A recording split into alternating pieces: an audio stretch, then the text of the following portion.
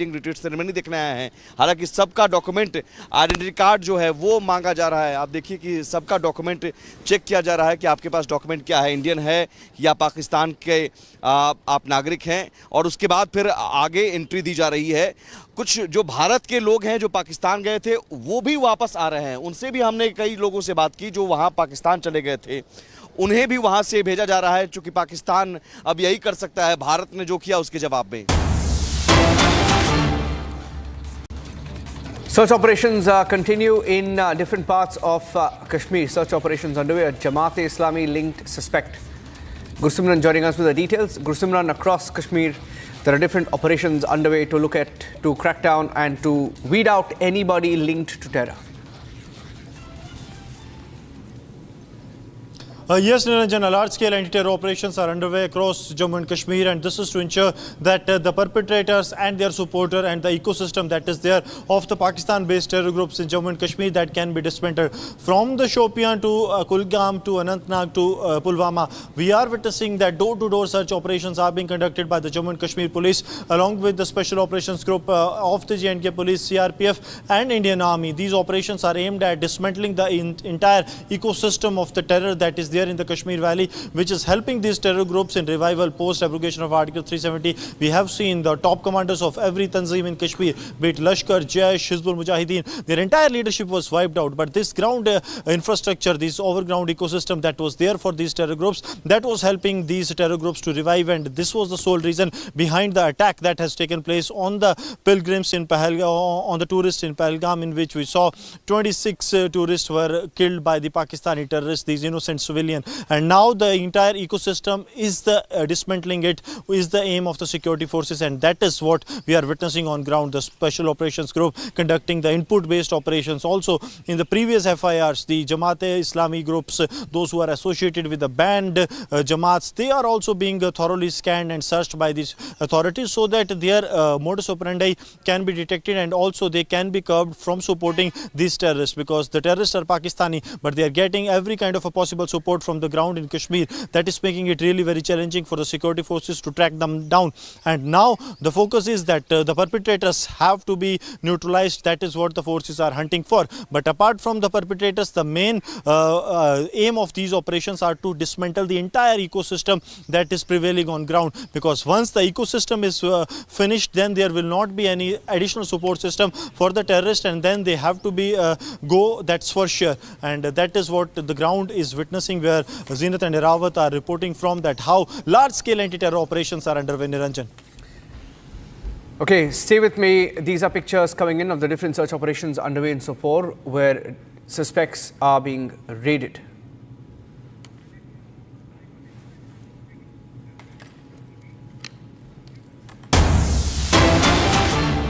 Getting in details now of the IGBSF visiting forward areas of India-Pakistan international border in Rajasthan amid the prevailing situation. IGBSF Rajasthan ML Gar carrying out 3-day-long border visits from Sri Ganganagar to Jaisalmer.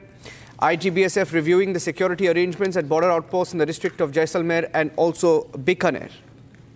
These are pictures coming in. IGBSF held a review meeting at the sector headquarters Jaisalmer with all security agencies in the local administration, considering the current situation with Pakistan. IGBSF saying that the border security force is vigilant, committed to the protection of the international border and fully capable of countering any challenges along the border. So our forces and the men leading our forces, different branches, taking stock, leading from the front. Gursimran, going back to him. Gursimran, BSF mans the international border, also taking stock and ensuring, this is the IGBSF pictures coming in of him taking stock in Jaisalmer. Yes, Niranjan, and also the statement that is coming from the Border Security Force that they are committed to the protection of the border and also to give a reply to any challenges being posed on the border. So very clear that on the prevailing scenario, the BSF has come out with their stand very clear that they are alert to give adversary any befitting reply, because on the international border there lies a possibility that Pakistan may resort to the misadventure, because in the line of control we have seen Pakistan resorting to these kind of a ceasefire violations that are taking place. But now the BSF that has been deployed on the Pak international border, they too are alert to any situation. They are ensuring that the adversary is given a befitting reply, and they are also keeping a tab on each and every development that is taking place. In the BSF Rajasthan frontier, the IG ML Garg has visited the forward areas of Jaisalmer to Sri Ganganagar. From every border outpost to meeting the officials to holding the security assessment meetings, he has ensured, he has taken stock of the inputs that are with the intelligence agencies so that they can be worked upon, because Rajasthan continues to be one of those borders where Pakistan has their nefarious eyes on. They have been pushing the narcotics and weapons into the Rajasthan international border. That has been foiled many a times by the alert troops of the border security force. So this continues to be a challenge for the BSF, the Pakistan's nefarious plots, and also the prevailing scenario that is there, the tensions that have escalated between both the countries after the Pahalgam terror attack. There lies a possibility that Pakistan may try any misadventure on any of the international borders, because on the line of control they are doing so. So that is why ML Garg held a 3-day long visit to the international border, in which every minute challenge was discussed thoroughly, and what can be the result to it, what can be the countermeasure to the threats that are being posed. Everything was thoroughly discussed during this meeting that has taken place for 3 days at different, from Sri Ganganagar to Jaisalmer, the sector headquarters where he has visited along with the DIGs of the intelligence wing of BSF. Okay, stay with us. Getting in some more breaking news now coming in. Pictures of the operations in different parts of Kashmir. Now from Kulgam, the action intensifying against Pakistan forces detecting suspicious movement in South Kashmir's Kulgam. Security forces have conducted search operations in Kulgam along with forces CRPF, Jammu and Kashmir police also present. Suspicious movement in Kulgam. Zinat joining us live from Shopian. Zinat. Niran, this was a suspicious moment that was observed by the counter-terrorism grid of Kulgam. This is an operation of SOG Kulgam along with Army and the CRPF, the paramilitary troopers. They have been in the cordon and search operation when they observed the suspicious movement in the Gudar village of Kulgam in South Kashmir. They fired upon the moment, although there is no exchange of fire, but we are seeing the forces are maintaining and are not leaving the ground, because the combing operations are also taking place for the last 3 days. The first exchange of fire in Kulgam was reported from the Arbal village where the terrorists were hiding. Since then, for the last 2 days, the forces are holding the fort in Kulgam. Most of the villages are under scanner, under the radar. Even the aerial surveillance was also witnessed early in the day when these forces launched this operation in the Gudar village where the suspicious moment was observed. Okay, thank you for joining us with those details. Zinat, be with me. I'm getting in non-stop breaking news updates on Pakistan. And I'm going across to the next bit of update coming in from Maharashtra. This update coming in from Maharashtra, where there is a review of the number of Pakistani citizens following the Pahalgam terror attack. Mumbai police has identified 14 Pakistani nationals residing in the city of Mumbai. Officials confirming that the exit permits were issued to 9 individuals yesterday, while the remaining 5 will receive their exit permits today.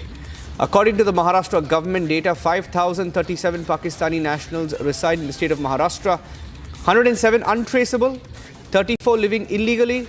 The highest number is in Nagpur, where 2,458 Pakistanis live, reportedly, followed by Thane, where there are 1,106 Pakistanis. In Jalgaon, Pakistani nationals are 393 number. In Pimpri Chinchwad, 290 Pakistanis. Navi Mumbai, 239 Pakistanis. Authorities are intensifying efforts to trace, regulate the status of these individuals post the recent security concerns, and the government has asked all Pakistani nationals to please pack up and go back to your country. Please go back to Pakistan where you came from. We don't want you on our land. Mumbai police has now identified 14 Pakistani nationals residing in the city. Officials have confirmed that exit permits were issued to 9 of them yesterday. Exit permit, one-way ticket, please leave Mumbai, go to Pakistan and don't come back. And remaining 5 will receive their exit permits today. That's the breaking news update coming in on the number of Pakistanis that are living in different parts of Maharashtra.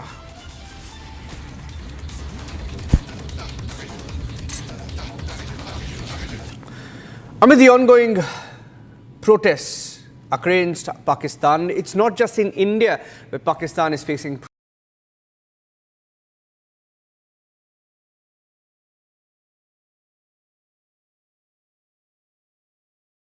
there is global anger over the Pahalgam terror attack, and these pictures are from the UK, where Indian diaspora was protesting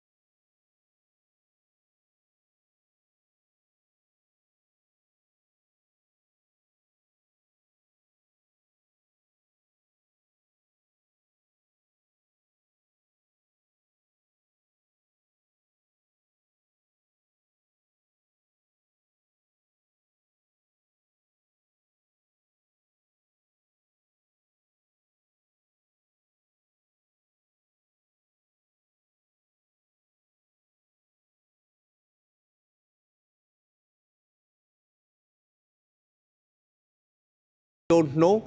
It's a critical time for Iran, which is also in negotiations with the US on nuclear talks. It's come at a time when Iran is talking to America. But is that linked? We don't know. Is this a critical city for Iran? Yes, it is. It's a port city called Bandar Abbas. And we are picking up more details that the director of the province, which is Hormozgan Province Crisis Management Organization, saying that the injured have now been transferred out, but the number of those feared dead may rise in the next few hours. Safety officials had also visited the site and issued safety warnings, according to reports that are coming in. So it's not the first time. They were told in the past that there could be safety issues regarding this particular port. Now, some more details that we are picking up. The National Iranian Petroleum Refining and Distribution Company has also issued a statement following the blast, saying that oil facilities in the area were not affected. So that's another update coming in, that oil facilities have not been affected from Iran following this particular explosion. And the company is quoted to have said in the media that the explosion and fire in Shahid Rajai port have no connection whatsoever to refineries, fuel tanks, distribution complexes and oil pipelines related to this company. The Hormozgan Ports and Maritime Administration has gone on record to put some details out on where this happened. And these are more pictures coming in. We should be getting in our first expert from Iran in a few minutes from now. We are picking up more details as we speak. Other videos showing several damaged homes, vehicles, the containers up in flames, people seen attending to the injured and checking on damage to the properties. Look at that. That's the moment the explosion was reported. The moment of explosion also on camera, and the plumes of smoke seen from many kilometers away. Okay, we have the CCTV footage as well. Look at that. That's a container facility. Oh, that's a huge explosion. Huge explosion. 12 p.m. local time in Iran. And we have the CCTV footage as well as being reported. The date is on the CCTV. The date is seen on the top right of your screens, 26th of April, which is today, 2025, 12:07 this afternoon. Roughly 3 to 4 hours ago, Iran time, is when the explosion was reported. Look at that. It just goes up in flames. Container facility simply explodes, going up in flames in Iran. And as we stay with these pictures, we're getting some more details. It's coming at a time, of course, it's a very critical time in Iran. So anything that's happening in Iran, questions and the first thoughts also go out to the sensitive time, the sensitive nature of Iran's being when they are engaging in talks with American officials on a possible new nuclear deal. All right, so these are some more details that we're picking up. Going through the details once again for all our viewers joining us on the broadcast right now, a massive explosion and fire striking an Iranian port, injuring at least 406 people. The number of injured from an explosion at this port in southern Iran has jumped to 406. State-run IRNA news agency has also reported and confirmed these numbers coming in. The IRNA attributed a previous figure of 281 injured to a spokesman of the Iran National Emergency Organization before the reported injuries rose again. That number started at 80, went up to 115, went up to 286, and as we speak is now at 406. All right, this is what else. Okay, we are getting in some more details. Some more details are also being reported by the Associated Press and APTN, talking about the kind of load that was being handled at this particular port. The blast taking place at the Rajai port just outside of Bandar Abbas, a major facility for container shipments for Iran that handles roughly about 80 million tons or 72.5 million metric tons of goods in a year. So that visual that you see there, we'll have to play that again. I think it's stuck, it's frozen. We'll play that again. And there are more videos that are coming in. Social media videos also showing smoke billowing after the blast. Others showing glass buildings blown out. And the buildings being seen, and the explosion itself being seen from many, many kilometers away from the epicenter of this particular port. Authorities have offered no cause for the explosion yet, and industrial accidents we know have been taking place in Iran, as there are analysts who say that aging oil facilities are one of the reasons why these explosions take place.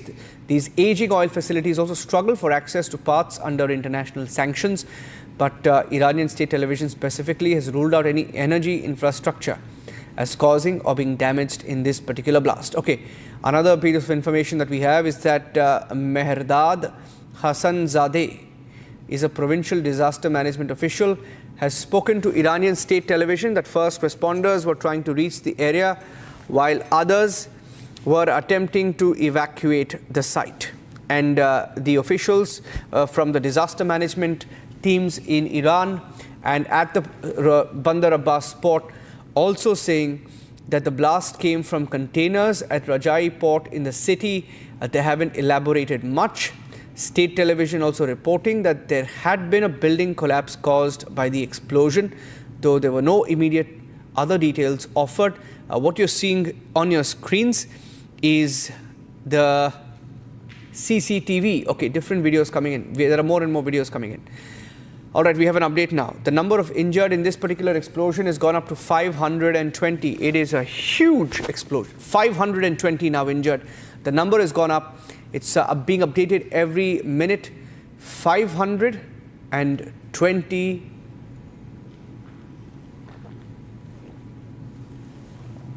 Look at the pictures. We're getting in more pictures. First-hand accounts from Bandar Abbas.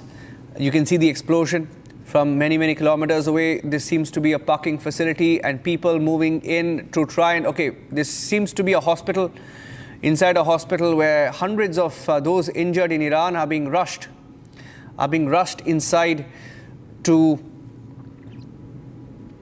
get treatment in time. Okay, looks like even the hospital, some of the medical facilities as well injured, medical facilities also damaged in this particular explosion. That seems to be a medical facility in Iran where many of these injured were taken, and day two, and this particular facility too seems to be injured, seems to be damaged. Okay, let me go across to Yasir Nazifi Gilawan, who's a Tehran-based journalist. Yasir Nazifi, can you hear me? Good evening. Yes, I can hear you. Good evening. So this is a very, very disturbing development. Any details you're picking up about the cause of this explosion? No, so far there have been speculations about the causes of the incident. However, I think it is too early to come to a conclusion to decide what is the real cause of it. Because at the port, it is usual to reserve or preserve highly explosive material. So it can be just a simple accident. Or at the same time, there are also speculations that because of the current undergoing negotiations between Iran and the US, it can be natural to have some sabotage operations so that it will hurt the process of negotiations.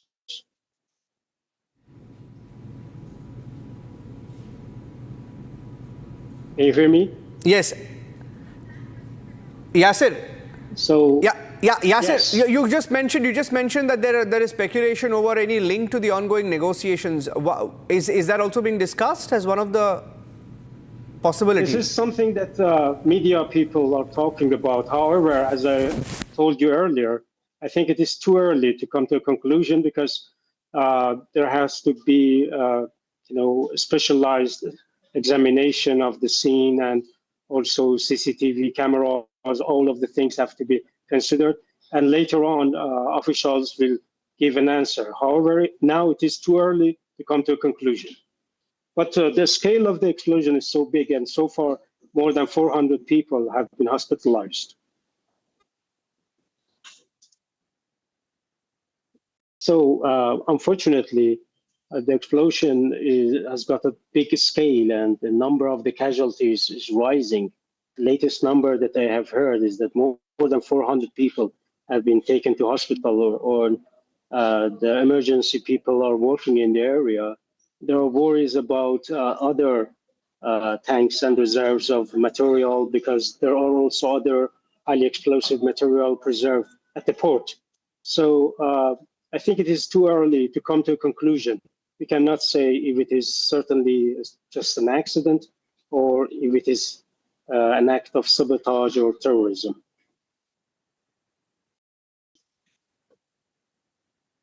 So I want to underline it.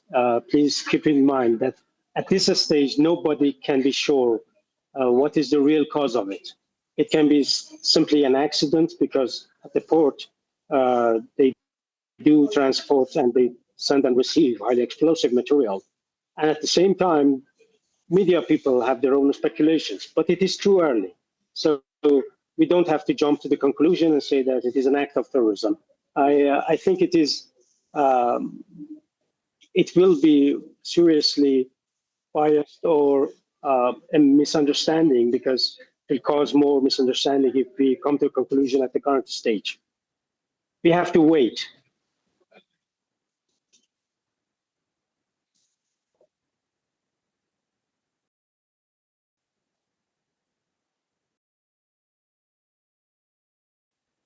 I'm in Tehran, and this is my personal opinion. It's not an official opinion.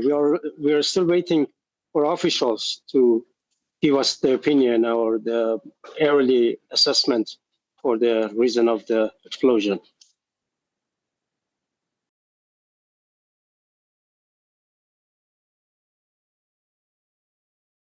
So the number so far more than 400, around 406 people have been mentioned in by emergency officials and hospital officials. So it's a big number. It shows that it is a very big scale of explosion.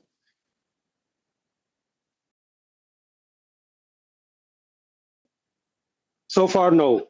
We don't have a verified number of dead people.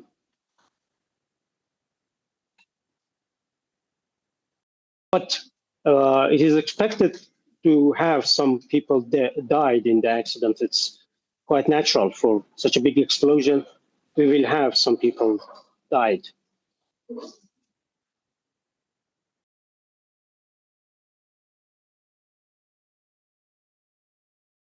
Mr. Yasir, could you give us an understanding of where this attack has taken place and the fact that this is considered to be one of the most significant port areas in Iran? For those who do not understand the significance of it, could you help us understand? So if the officials confirm that it is an act of terrorism, yes, of course, it's one of the biggest transportation routes of the country. It is also linked to the national railroad network of Iran. So it is an important part of Iran's export and import.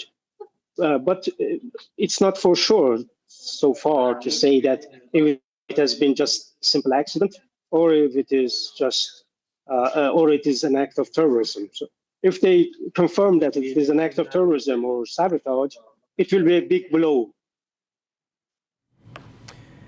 Mr. Yasir, the fact is that does the Iran administration essentially believe that this is a clear act of terrorism? Because as I understand from the Iranian media, that they are basically indicating that this is clearly a group which they believe has got terror links.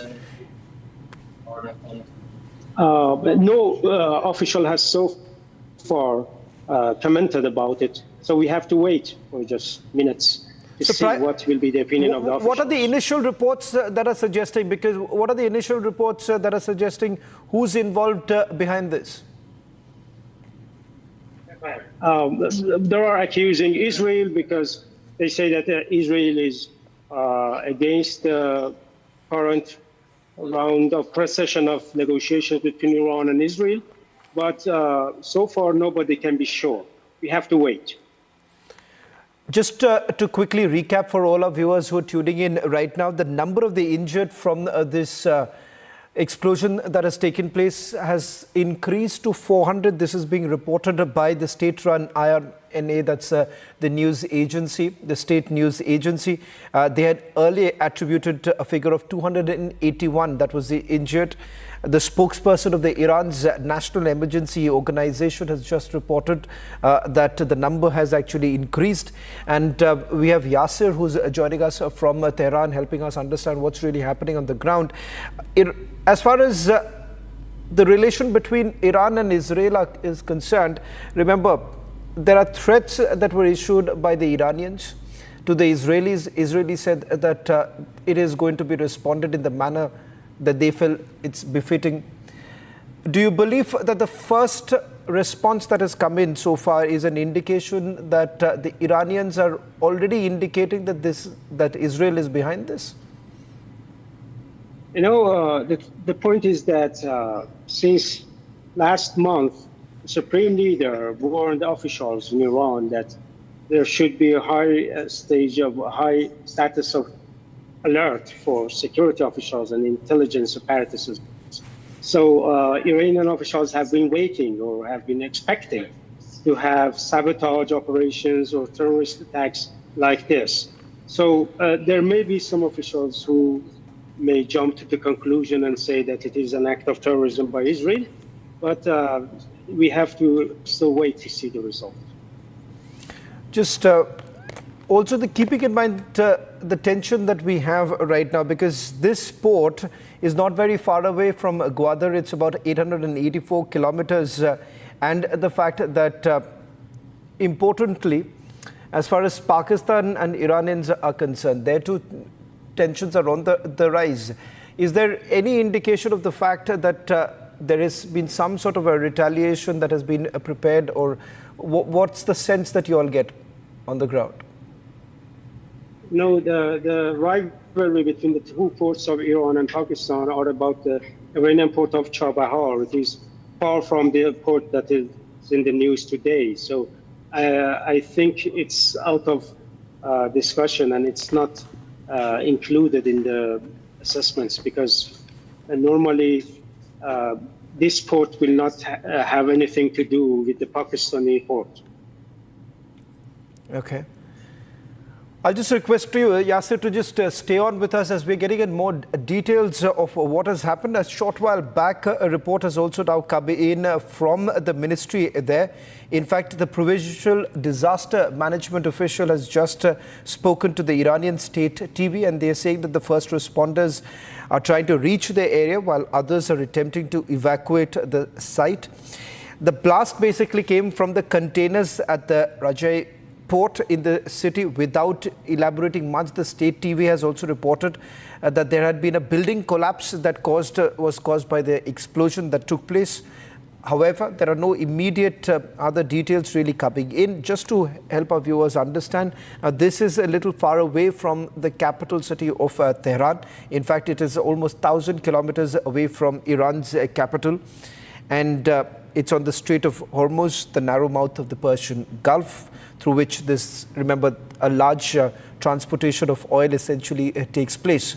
So on your screens right now, these are multiple images that are now coming in from Iran. The blast has basically taken place as Iran and the US also met on Saturday in Oman for the third round of negotiations over Tehran's rapidly advancing nuclear program. Because remember, the United States of America also indicating under Donald Trump that negotiations can actually take place with the Iranians. Now, with this explosion that has taken place, Iran hasn't really made it very clear whether at all this is a terror attack or this is because of what we have seen in the past too, because most of these infrastructure that you have in Iran, they are aging, and it could have been damaged in the blast, but that clarity hasn't really come in because similar blasts have taken place in the past. But having said that, the number of injured has basically increased to almost 406, and this number is coming in from state-run news agency. They are now saying that it has increased from 281 to 406. Let me see if we can go back to Yasir, who's joining us from Tehran. We'll try and see if we can go back to him in a short while from now. And I'll just recap for everyone who's tuning in right now. The blast basically took place at the Rajai port, which is just outside Bandar Abbas. This is again a major facility for container shipments for the Islamic Republic that basically handles about 80 million tons of goods a year. That's the capacity that this port has. We are being told that because of the explosion, a building also collapsed in the area. That could be one of the reasons why the number of injured has actually increased. We'll just try and see one of the visuals that are coming in. There are some that we could just play up right now and see if we can hear what's happening on the ground.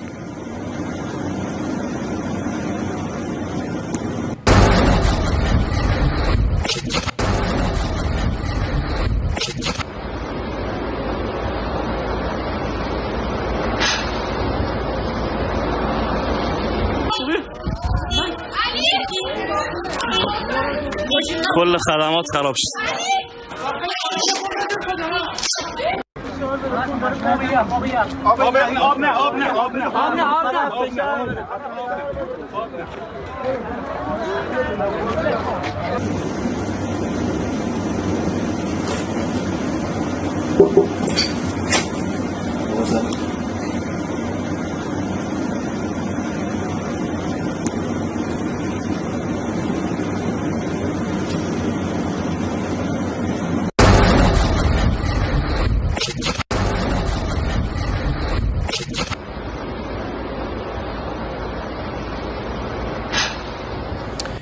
But in fact, news agency of Iran has also now posted another footage of the injured men who are lying on the road.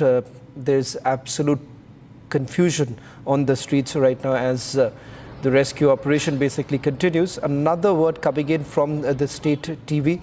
They're basically also looking at the aspect of negligence in handling inflammable materials that they are saying could be a contributing factor. So there is no clarity whether at all this is some sort of an attack or this is just an explosion that has taken place in the container, because in the past too, ladies and gentlemen, many explosions have been reported from the same very area, because the infrastructure in this area, in this particular port, happens to be quite old. They're aging infrastructure, and that could be one of the reasons why the explosion has taken place. I'm also quoting a statement that has just now been put out by the National Iranian Petroleum Refining and Distribution Company.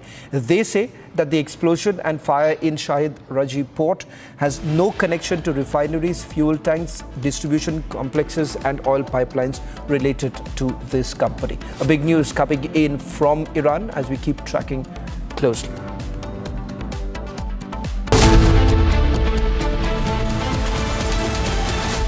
Mahi sir, how much do you love your fans? Honestly, I love my new fans.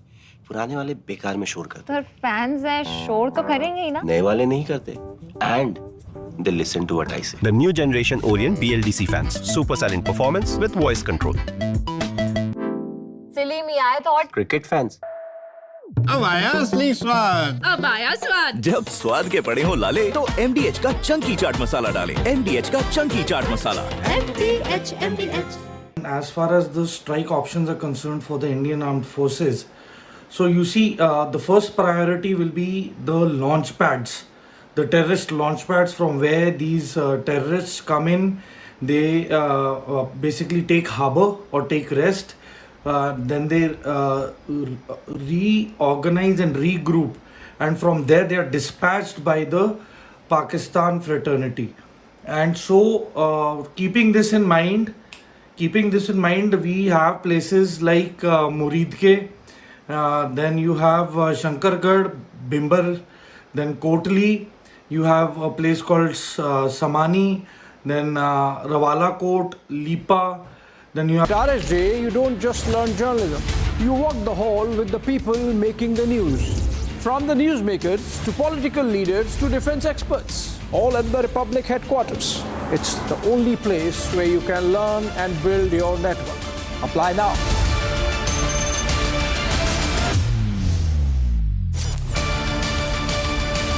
republicschoolofjournalism.com. Applications open. सस्ते वाले दाल मसाले स्वाद हुआ बेकार। MDH की हल्दी मिर्ची धनिया करे कमाल। ये रंग दे, ये खुशबू दे, ये तीखा, ये कम पड़े। क्या निराला MDH masala.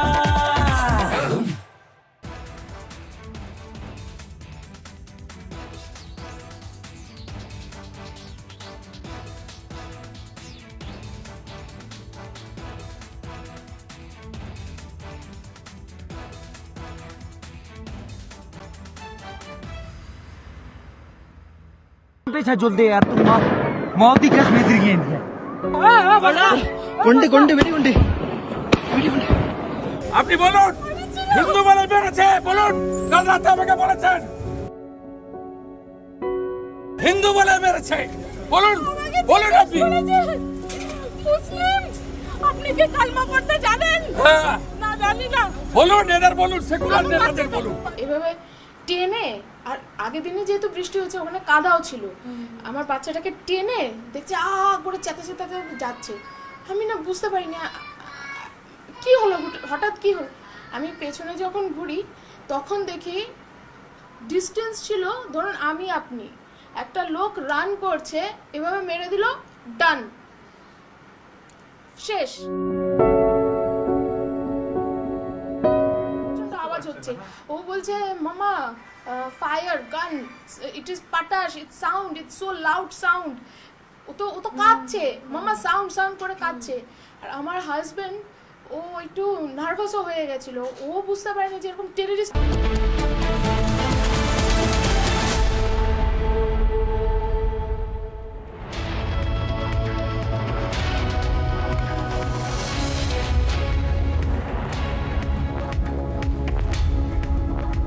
It's 5:30 and you're watching Live and Breaking with me, Shavin Sen. Our focus on the multiple combing operation being carried out in Kashmir following the Pahalgam attack. We'll get you all the latest in this bulletin. But up first, let's take you through the headlines we're tracking at this hour.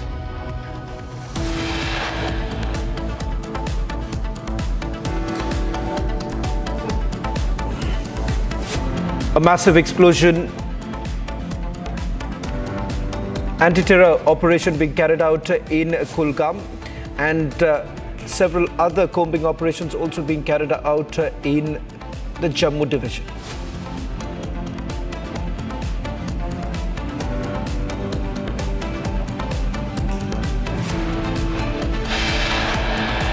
Forces launch a search operation as Jamaat-e-Islami linked terrorist incriminating material linked to the banned outfit was also seized during the search.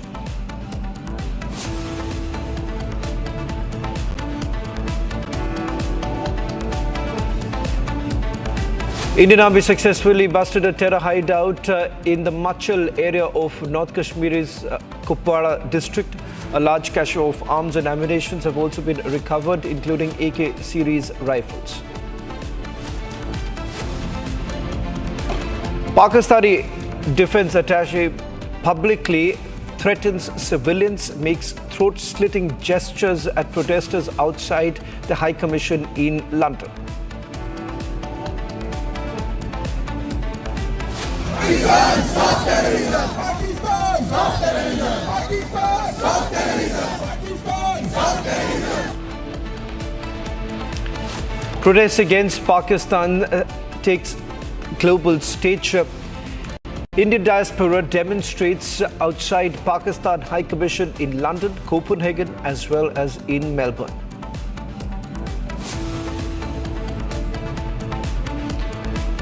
Explosion at Iran's port city, at least 520 people injured.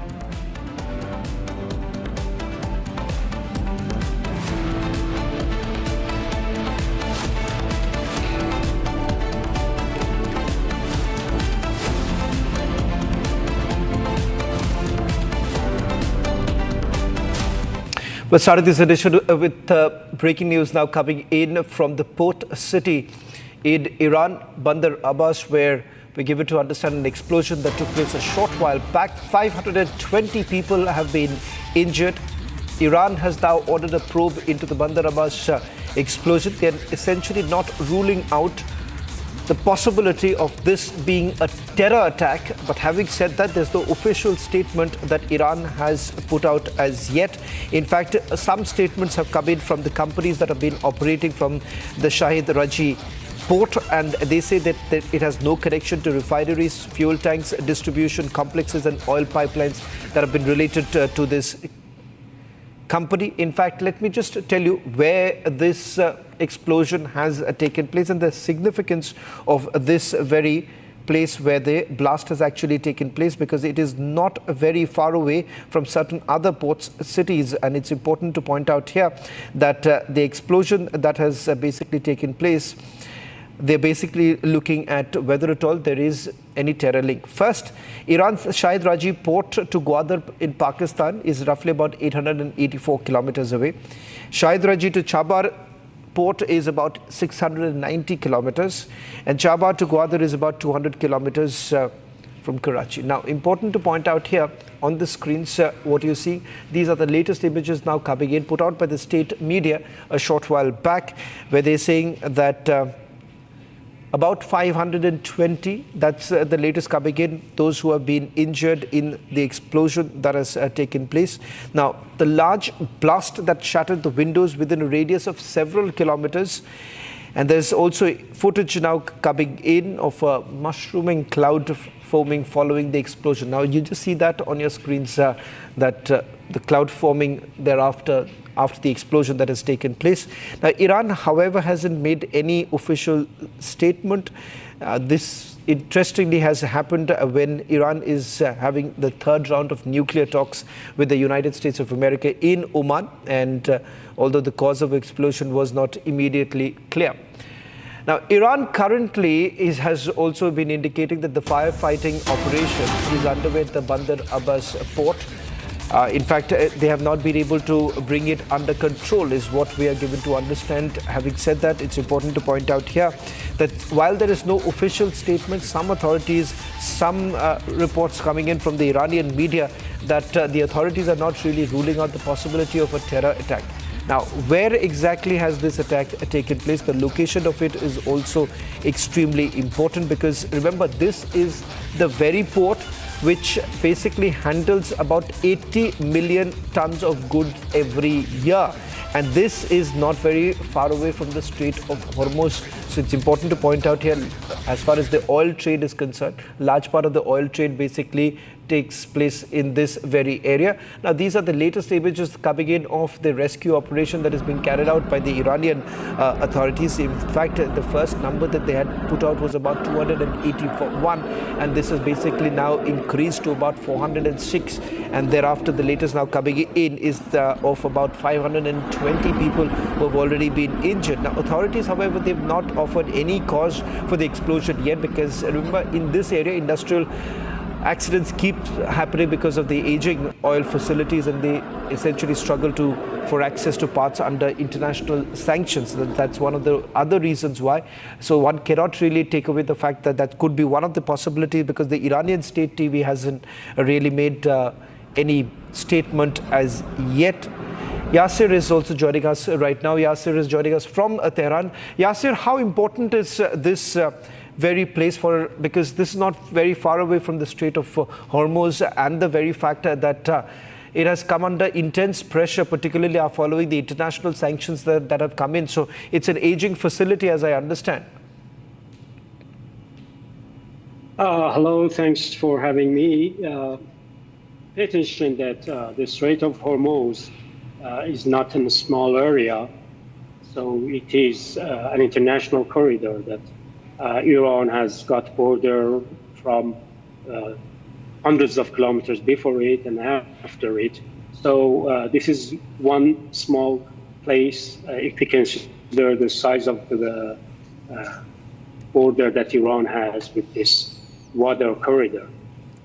So I don't think that it will have anything to do with the Strait of Hormuz, but we have to accept that this is one of the biggest ports of Iran, which was responsible for operating a big deal of transportations between Iran and the rest of the world. The port was having ships from 80 other international ports from all over the world. So it is considered one of the biggest ports of Iran, in touch with other international ports from all over the world. So I read in the news that the Iranian ambassador to Beirut has said that the size and the scale of the explosion is not as big as the one that we had in Beirut in 2020. So they are saying that I just asked other officials and other people who were good aware of the earlier stages of the accident. They have been following up. They told me that the incident started with a small fire, and the fire led to explosion because of the high temperature that naturally that area has, and also there are so many containers of chemicals stored there. So for a place with so many chemical reserves and tankers and installments there, it is quite natural that high temperature plus fire can cause to big explosions. Also, I saw that people from the Disaster Management Organization of Iran has said that they had reviewed the place and examined the place 2 months earlier, and they had officially issued warnings for the local people there that the restoration process is not safe. So they are saying that even now that we are not able to determine what is the real cause of the incident, but disaster management officials are saying that they had already issued warnings 2 months earlier for weak standards of preservation of chemicals. So the probability for not having anything about sabotage or terrorism is higher, because it looks like that the standards of preserving chemicals hadn't been observed there, and they had received warnings from other officials. So I think that so far we can majorly think about it as an act of accident or something that happened, unfortunately. And we cannot say that it is an act of sabotage. Yasser, growing concern whether at all this is a terror attack, because some of your news agencies are now reporting that the authorities are not ruling out the possibility of a terror attack. Put this into perspective, because Iran is currently having a negotiation going on with the United States of America in Oman. This is with regards to the nuclear trade. But having said that, can this be taken away, given the fact that there has been a growing threat perception that the Iranians have been talking about coming in from the Israelis? Can this be said as a normal fire that has actually broken out, an explosion that has taken place, or there is something more than what meets the eye? You know, media people, because we always like to make it more interesting, and we will have more readership. So it's quite natural to say that the people start to speculate that there may be a chance that Israelis are behind the attack, or saying that other international players have been trying to ruin the current ongoing negotiations between Iran and the US. However, so far there is no strong, concrete piece of evidence to support that opinion. These are all based on speculations, and they are all grounded in imaginative minds of people. So we don't have anything to prove it.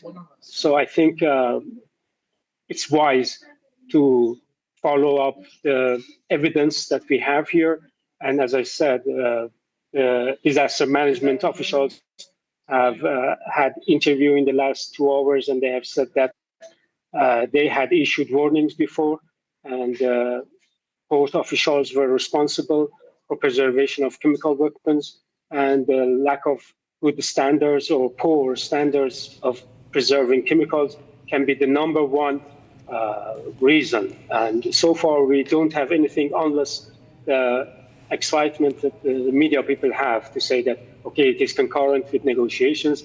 Now it is the third round of talks in Oman. It's near the Strait of Hormuz or other things. All of these things can be just a media play that we cannot, as serious people, we cannot fall for them.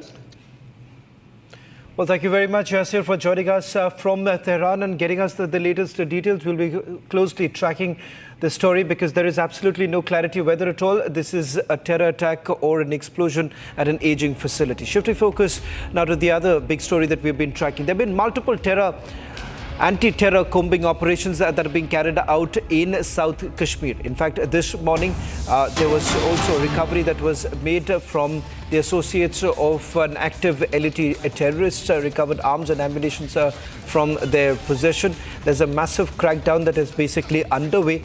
They're basically looking at the handiwork of several of the overground workers that have been actually linked with the arrests. In fact, there are 2 arrests that have also been made coming in from Kulgam.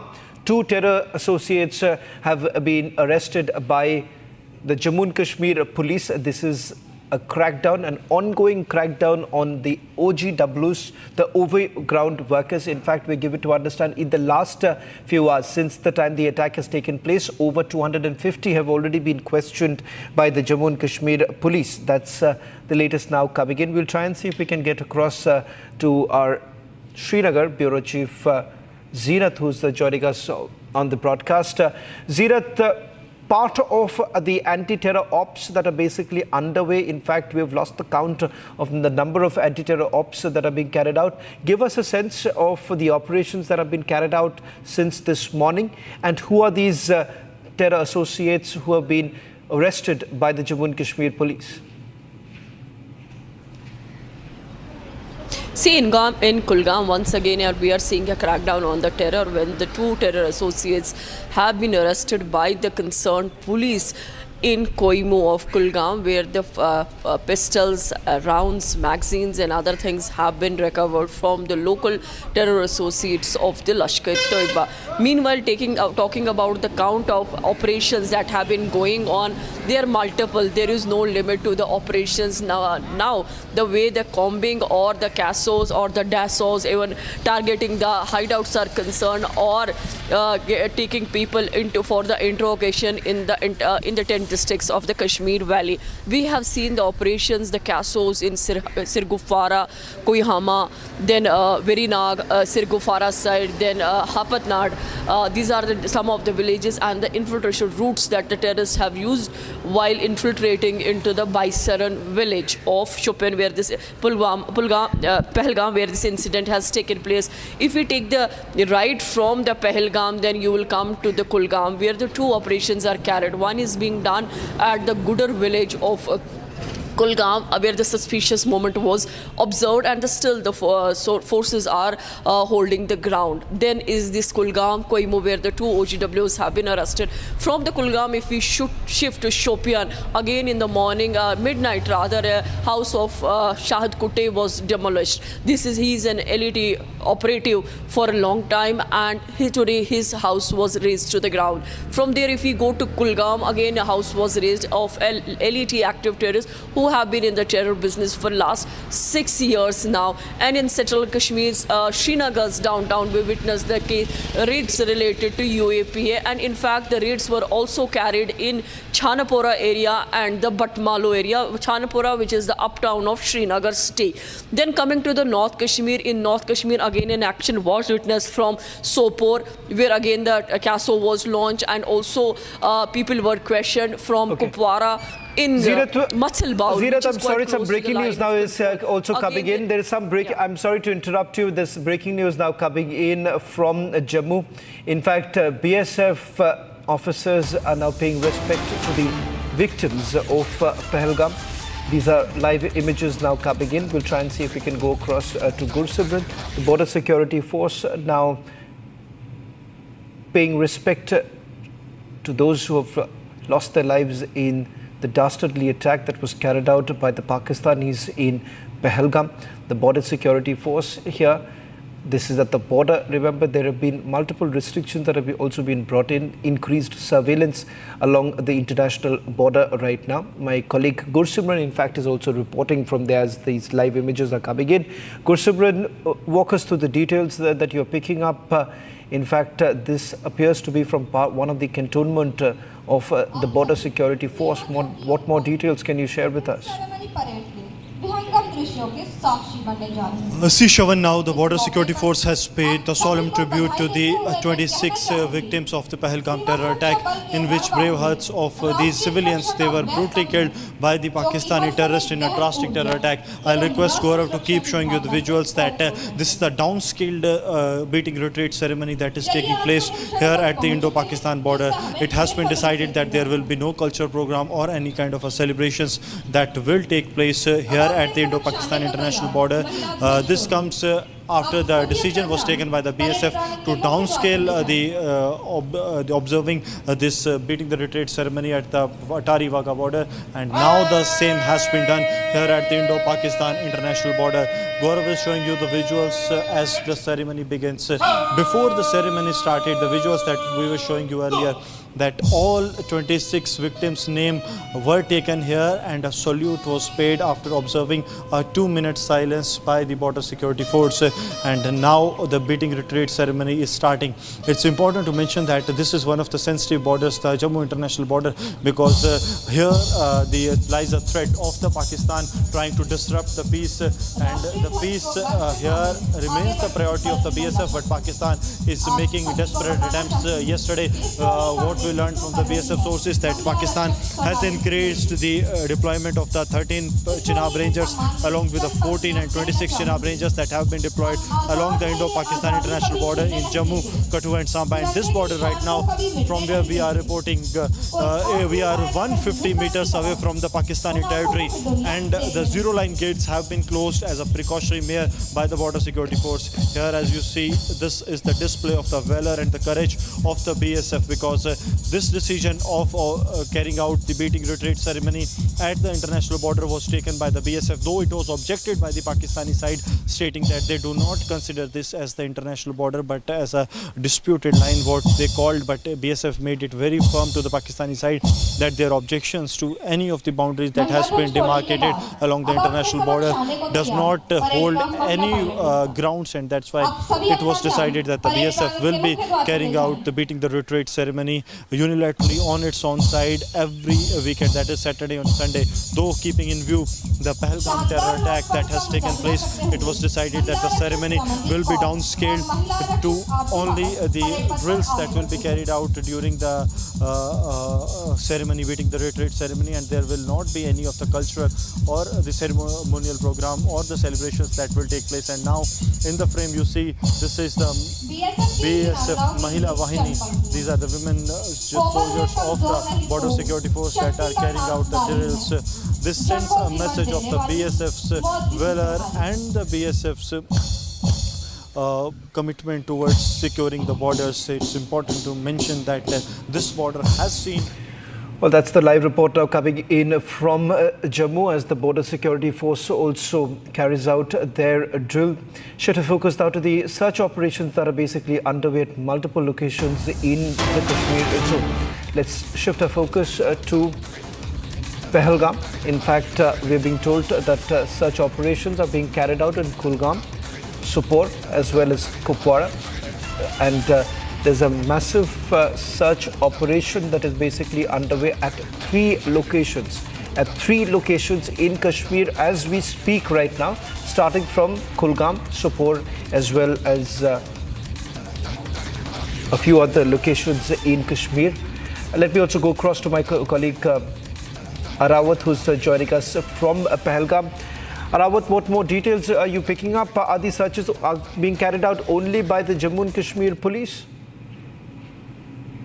Yes, Shaman, we have seen the search operation is continue not only here in the Pahalgam, but we have seen the search operation has started in the North Kashmir's Baramulla district. In Baramulla, if we'll talk about, there are the 6 anti-terror protests which are underway. Also, if we'll talk about the central Kashmir, Srinagar, in the downtown area, we have seen that the multiple locations was raided out by the joint security forces. Also, the ongoing operation here is underway in the Pahalgam. Also, the search have been also started in the Muran area of South Kashmir's Pulwama, where we have seen that after receiving credible intelligence-based input by the joint security forces, a joint search operation have been launched in the Muran area of South Kashmir's Pulwama. Same kind of operation is also underway in the South Kashmir's Kulgam area as well as in the Shopian. It indicates the alertness of the forces. We have seen the deadly attack in the South Kashmir's Pahalgam, in which we have seen that the 26 lives was lost their life in the deadly terror attack.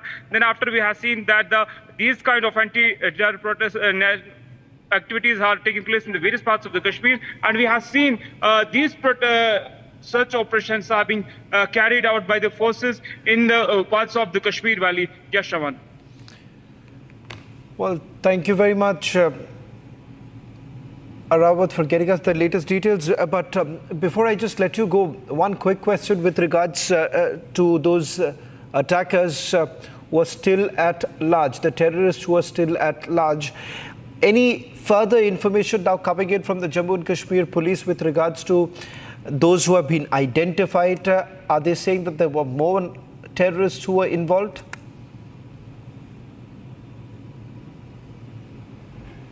The recce has also been done there before the attack, and the attackers are some different terrorists. It might be the big chain of the terrorists that is being investigated by the various security agencies. Also, we have seen that the multiple agencies have called people in the Pahalgam, and we have been told by the sources that around 70 people have been called or detained by the Jammu and Kashmir police across the Pahalgam area where this terror incident happened. Also, we have been told by the reliable sources that there are some hundreds of the youth have been called for the questioning in the various parts of the Kashmir Valley, not only here in the Pahalgam where this incident happened, but we have seen that the dozens of youth have been called by the joint security forces in the various parts of the Kashmir Valley. Yes.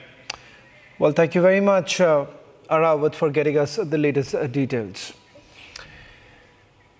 We'll shift to focus now to the other story coming in from Jammu now, where the Kashmir administration has banned the sale of army uniforms in order to prevent the misuse of the army uniform. In fact, the ban has been placed following reports of potential misuse of such uniforms by anti-national elements intending to disturb public order. Important to point out here that there is a direct link with the attack that has taken place in Pahalgam, because the terrorists were actually using army uniform, the camouflages that were basically used by the terrorists, in fact resulting in a situation where there was utter confusion that took place when the tourists were actually trying to escape because they did not know whether they belonged to the army or they were actually terrorists. That is one of the reasons why this decision has now been taken by the Kashmir administration to ensure that army uniforms are not sold, and the fact that to prevent the use of it, there's a complete ban on that. Our rolling coverage continues as multiple operations are basically underway in Jammu and Kashmir. India has made it abundantly clear that we will retaliate to the attacks that have taken place in Pahalgam. At Republic TV, we get you the latest details. Coming up, live report from Srinagar.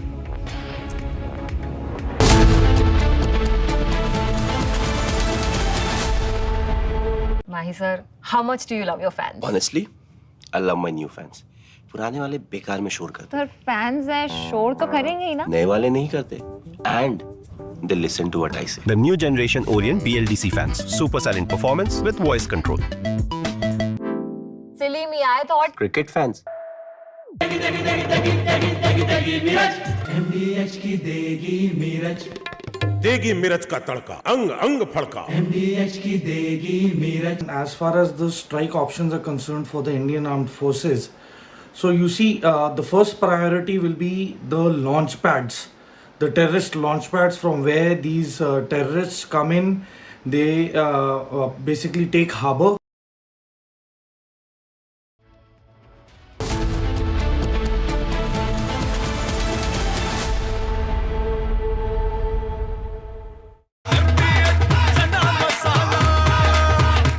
दलिया हो या लोबिया, सफेद चने या काले चने, सब कुछ मजेदार बने।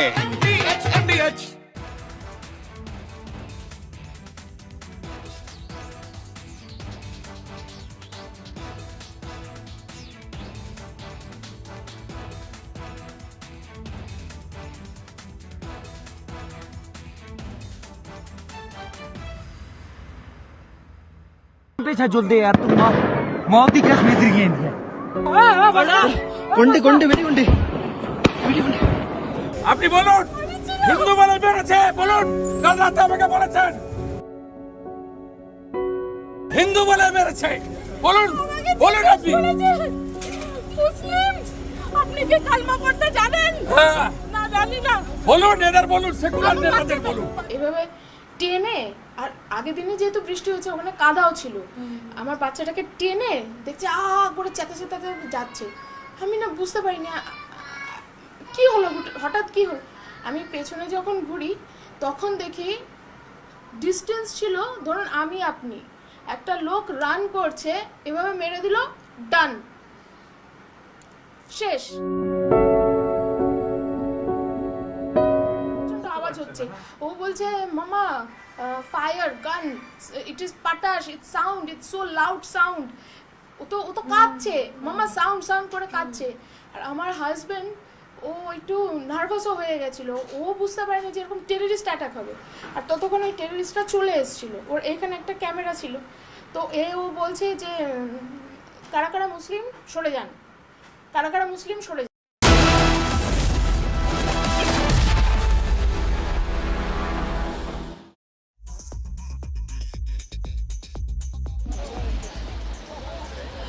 Very warm welcome, viewers. You're watching 6 Stories at 6 with me, Raksha Mishra, reporting from Srinagar. Right now, we are at the Dal Lake, and we continue to get you every story that we are getting to you from ground zero and, of course, beyond. But first, we have some breaking news to start with.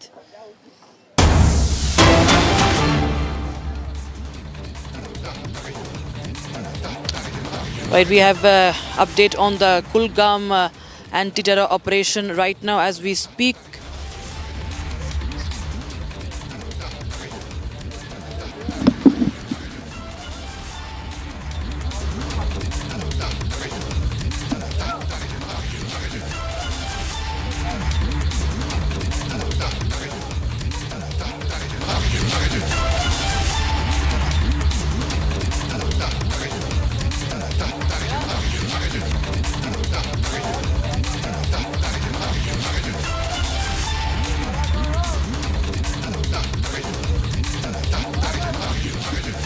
All right, viewers, Kulgam police continues to conduct the search operations and the anti-terror operations, and we have some update. I think let me just connect with a reporter because I need to know more information because I'm not there in Kulgam, of course. I need to know what's happening in Kulgam. Let's connect with a reporter in Kulgam, viewers, because it's a fight against terror, and there are operations happening across Jammu and Kashmir.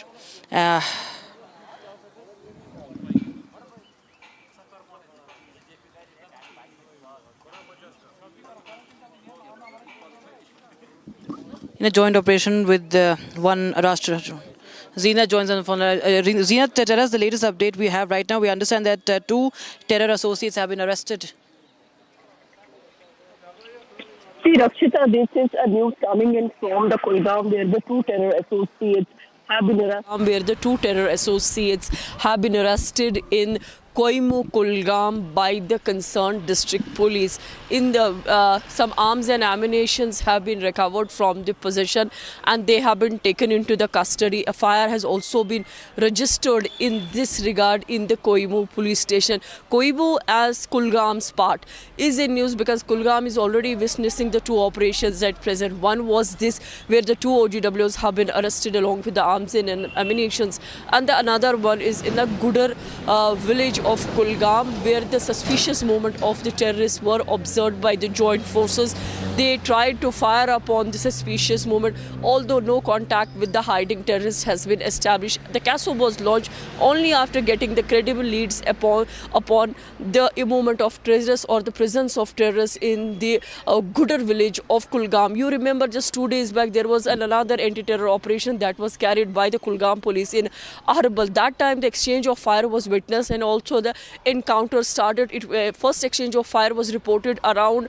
4:30 or so in the afternoon, but taking an advantage of the darkness, terrorists then managed to escape from the Arbal of the Kulgam district.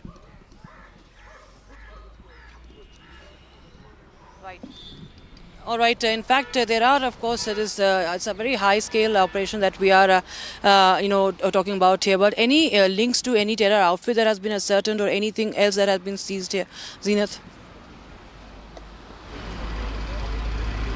See, as far as the Kulgam operation is concerned, where the 2 OGWs have been arrested, a pistol magazines, the rounds and other things, other incriminated material have been recovered from the possession of these OGWs, and they belong to the outfit LET in the Kulgam Valley, Kulgam district. Right, sir. Thanks so much, Zina, for joining us with those details coming in, viewers. We start with more updates that we have. This is a story, viewers, that again exposes Pakistan's evil face. We're talking about a Pakistani army officer. He's called Colonel Taimur. His name is Colonel Taimur Rahat, and he is a defense attaché of the Pakistani army. And outside the Pakistani embassy, there were massive protests that were happening.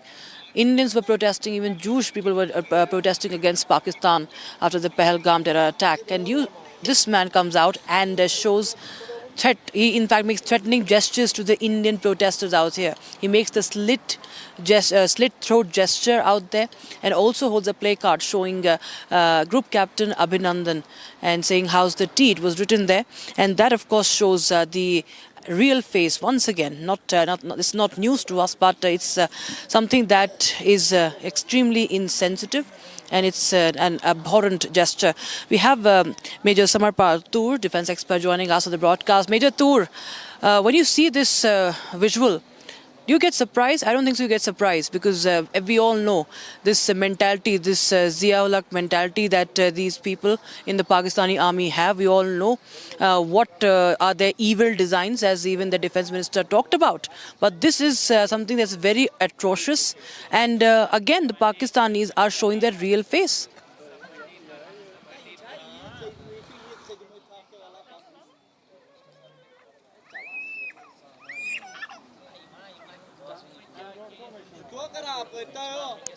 Major Tur, please unmute yourself. I think we are not getting your audio. If you could just please unmute yourself, sir.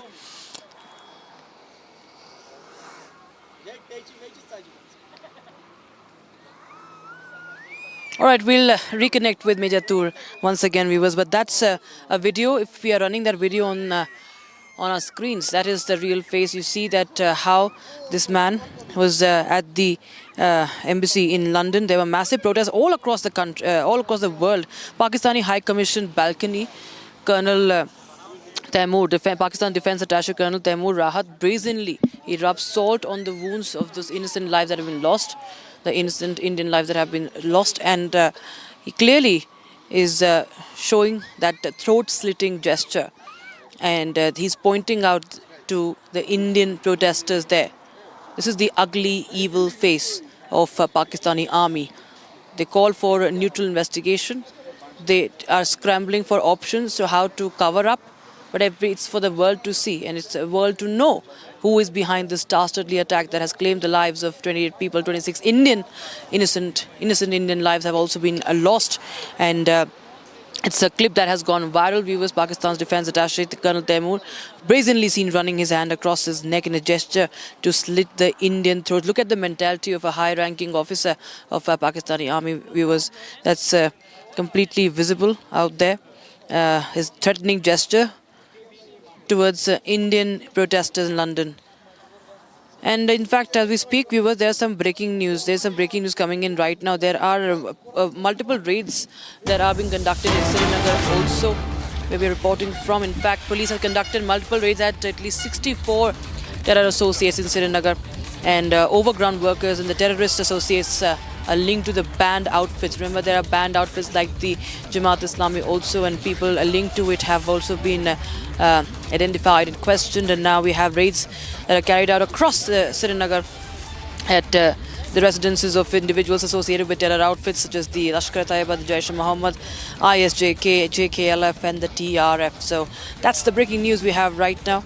Overground workers, in fact, all across South Kashmir have also been arrested. At least 175 people already have been arrested. Viewers have been detained for questioning for their links to terror outfits, links to the terrorists after the Pahalgam terror attack. And overground workers now, even in Srinagar, 64 terror associates in Srinagar have been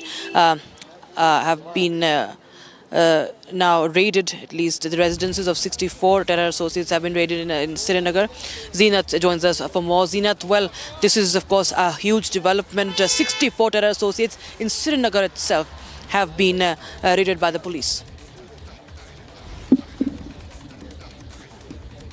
Again, another big blow from the Srinagar coming to the terror outfits of the TRF, Lashkar and other terror outfits like the Resistance Front, and also some of them are already been booked under by the NIA, and some are dealing with the UAPA cases. As I said, the instructions have gone quite clear to the ground from the upper officials that no district should be spared, and wherever the listed or you have an apprehension of individual having a links with the terror outfits, immediately he should be nabbed, interrogated, and the search should be carried at his premises. So we are seeing that the 64 individuals' places were scanned and searched thoroughly by the Srinagar police. The raids were witnessed in Zoni Marg, it were witnessed in Batmalu, Chanapura, uptown and the downtown of the Srinagar was touched by the Srinagar district police. Yes, Zeenat, of course, this is a huge development because the idea here is that the agencies and the forces will not leave any nook and cranny of Jammu and Kashmir to find out those perpetrators. Anyone who supports terrorism in any which way will be cracked down upon, because this is something that the entire country, 140 crore Indians, are demanding, that there should be an end to this and there should be no more innocent that should be shedding their bloods anymore. Zeenat. Absolutely, Rakshita. See, the message on ground has gone clear. Whether he's from Jammu and Kashmir or from the army or from the CRPF, who's usually the part of outer corridor during the anti-terror operation, everybody has come under the one umbrella to fight terror in the Kashmir Valley, because the way the blood was spilled in the meadows of the Baisar and Pahalgam, those were the heart-wrenching scenes. In fact, this time the people of Jammu and Kashmir are coming openly and they're supporting the police and the other security agencies. Whosoever is having any information, they are coming happily to share the information about the moment or any other thing with the concerned police station or with the concerned people. This tells you that Kashmiris himself are united to fight against the terrorism that has definitely consumed the life of the three long decades. The life has been consumed, which has disturbed the economy, and it has also hit the economy under the belt. We are seeing still the Pahalgam wearing the deserted look.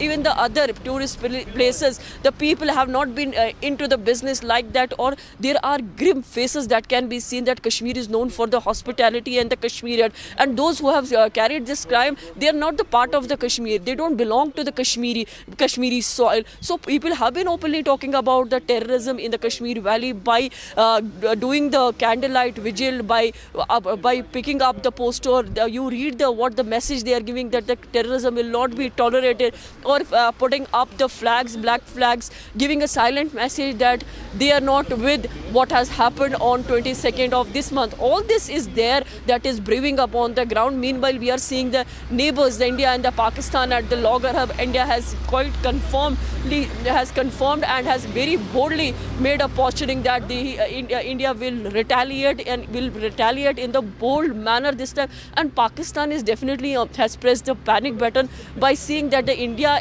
has kept the Indus Water Treaty in abeyance, which is definitely a bigger issue for the Pakistan. Yes, Rakshita. Right, Zina, thank you so much for joining us with those details coming in, viewers. We also have some updates coming in from Kulgam, viewers. In fact, there are terrorist houses that have been demolished, properties linked to terrorists that have been demolished. There's a major crackdown across South Kashmir and even to the north. So there is an all-out terror, anti-terror operation. The war against terror continues. My colleague Jatin was in Kulgam, and he is going to show you these updates, what he discovered there, the anti-terror operation, what seizures have been made, and what has been discovered by the agencies. Take a look. Kulgam में इस वक्त मैं मौजूद हूं जहां पर live search operation चल रहा है और आप देखेंगे कि इंडियन आर्मी की जो जेसीबी है वो भी इस सर्च ऑपरेशन का हिस्सा है और आगे आपको मार्च करते हुए और ऑपरेशन साइट पर जाते हुए सुरक्षाकर्मी नजर आ रहे होंगे। दूसरी तरफ मैं पीछे आपको दिखाऊंगा कि आप देखेंगे कैस्पर यहां पर खड़ा हुआ और बख्तरबंद गाड़ियां, चाहे वो सीआरपीएफ की हो, जम्मू कश्मीर पुलिस की हो, एसओजी की हो, इंडियन आर्मी की हो, हर कोई यहां पर मौजूद है। चैलेंज सबसे बड़ा इस ऑपरेशन में बारिश, दूसरा जिन पहाड़ियों का सहारा लेकर आतंकी खुद को छुपाते हैं, दिन में भी इस पहाड़ियों के अंदर, इन जंगल के अंदर अंधेरा नजर आता है। दूसरा, उनको महारत है इन पहाड़ियों से एस्केप होने की, इस बात की उन लोगों को ट्रेनिंग मिलती है। दूसरी तरफ आप देखेंगे कि इस पहाड़ी के बीच में सड़क है और सड़क के नीचे खाई। ये पूरा पहाड़ी इलाका है और इन पहाड़ी इलाकों में सर्च ऑपरेशन करना काफी चैलेंजिंग है। इनपुट इसी तरीके के हैं कि आतंकी इन जंगलों में छिपे हो सकते हैं और उसी इनपुट के आधार पर यह सर्च ऑपरेशन जो है वो यहां पर कंडक्ट कराया जा रहा है। अमूमन सर्च ऑपरेशन में तमाम सिक्योरिटी फोर्सेज अपने हाईटेक इक्विपमेंट्स के साथ पहुंचती है, लेकिन पहलगाम में जिस तरीके से आतंकी हमला हुआ उसके बाद से जहां जहां सर्च ऑपरेशन किया जा रहा है वहां पर इंडियन आर्मी की जेसीबी उस कॉन्वॉय का हिस्सा होती है, उस सर्च ऑपरेशन का हिस्सा होती है और वही जेसीबी की तस्वीर मैंने आपको दिखाई। संभवतः आगे जिस तरीके की मूवमेंट होगी उसी हिसाब से उस जेसीबी का जो काम है वो भी किया जा रहा है, चाहे वो कैस्पर हो, बख्तरबंद गाड़ियां हो, लाइट्स हो, सोफिस्टिकेटेड वेपन्स हो, उन सभी इक्विपमेंट्स के साथ तमाम जो फोर्सेज है वो घने जंगलों में, साउथ कश्मीर के घने जंगलों में जहां पर आतंकियों के छिपे होने की आशंका है वहां पर बड़े स्तर पर सर्च ऑपरेशन जो है वो किया जा रहा है। All right, viewers. So at least 5 terrorist residences have been demolished as the agencies and the forces will not spare anyone who supports terror, anyone who is sheltering these terrorists. And in the latest, my colleague Zinat, in fact, had visited Shopian, where one such house, one such property was also destroyed. Take a look.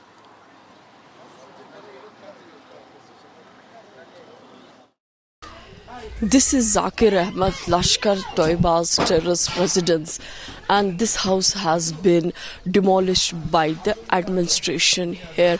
The demolition was carrying during midnight. This is a stark reminder to the policies of the government of Jammu and Kashmir and the government of India towards the zero tolerance policy against terrorism. This action is clearly aimed at disincentivizing local terrorism or any kind of support to terror. A stern reminder to local youths that if they pick up the gun and join terror ranks, their families will have to pay the price. The families will also be denied the facilities of government facilities that includes the clearance, passport clearance, job clearance certificates and other things. But again, a stark reminder that if you support terrorism, then the government will come heavily on you.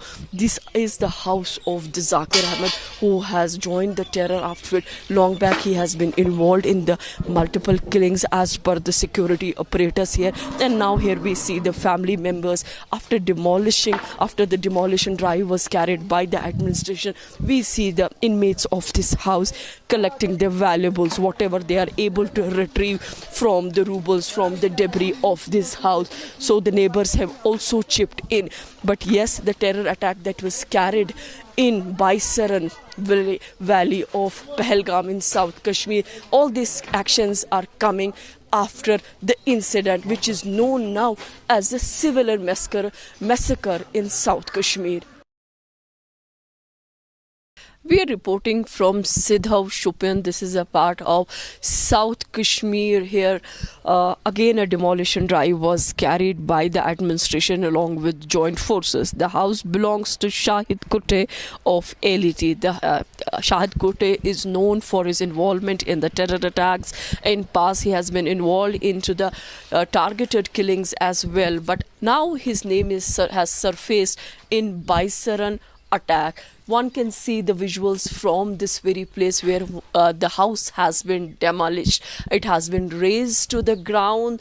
The kind of situation that we see, that whether it are the window panes, the glass sheets, the wires, or the articles, the household articles, everything has been demolished. The bricks lying on the floor, the iron rods, the rooftops and everything has been grounded. This is Shahid Kute's place, which has been demolished after his name surfaced in Baisaran attack. This is a message to those who are joining the terror ranks that the administration will come heavily upon them for their act. But this is not only the individual who is paying. His family again is paying through the nose for the act that their son has committed. Government has a very clear message that the nobody will be spared and the families too will be paying for it. Center has made a policy that there will be no tolerance for terrorism on ground, and what happened in Baisaran, the entire world knows about it.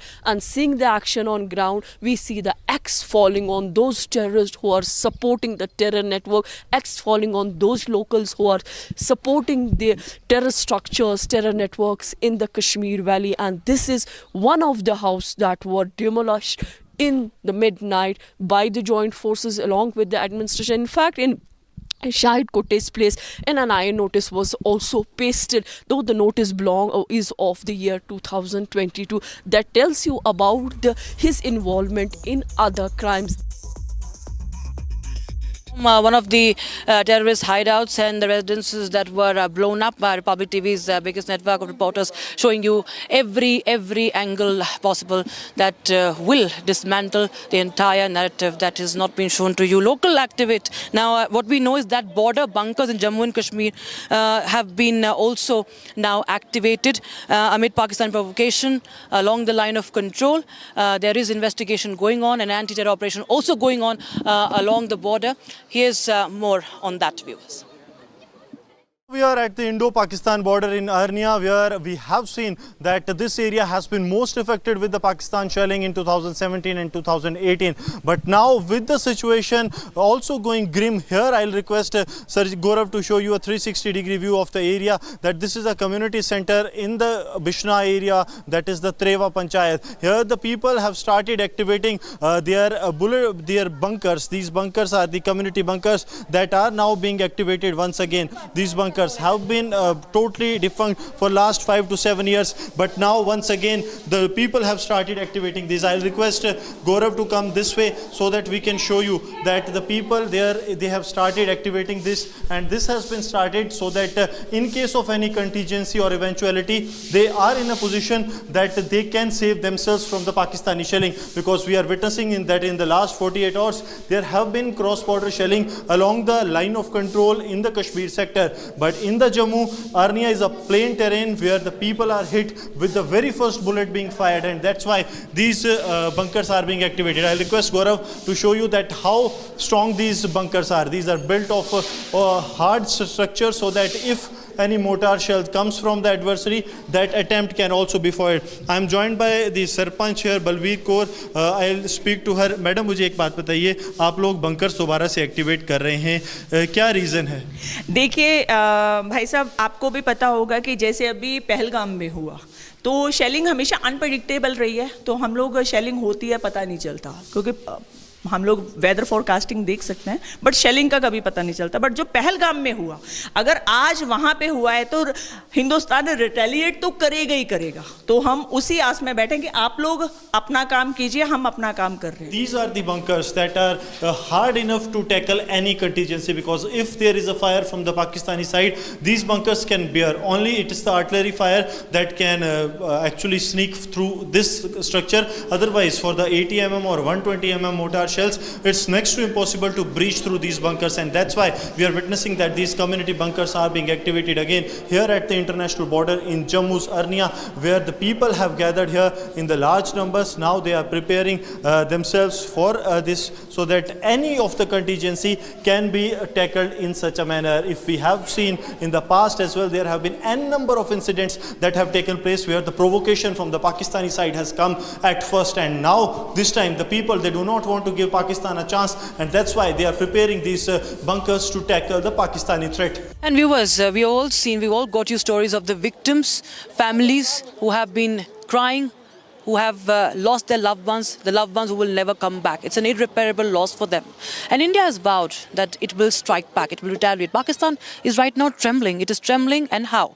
But sitting in the comfort of their offices is some Congress leader, and that is the Chief Minister, in fact, of Karnataka. Not the first time we've seen the Congress trying to build a narrative that is completely going against the spirit of the country, while India has vowed revenge.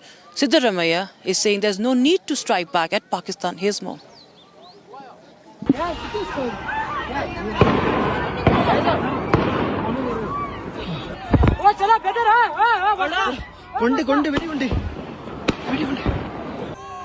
As more voices in the street called for a strong retaliatory action against Pakistan.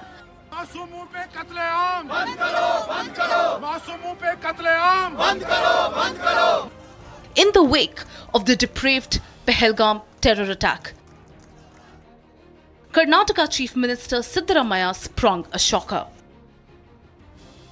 Weighing in as a rattled Pakistan fears an Indian military response, the Karnataka Chief Minister said there was no need for war with the cross-border neighbour.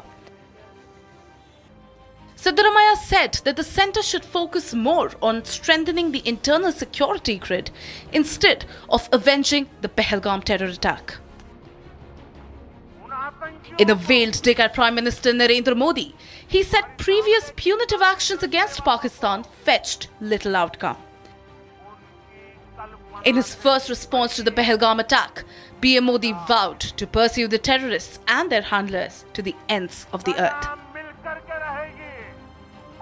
Today, from the soil of Bihar, I say to the whole world,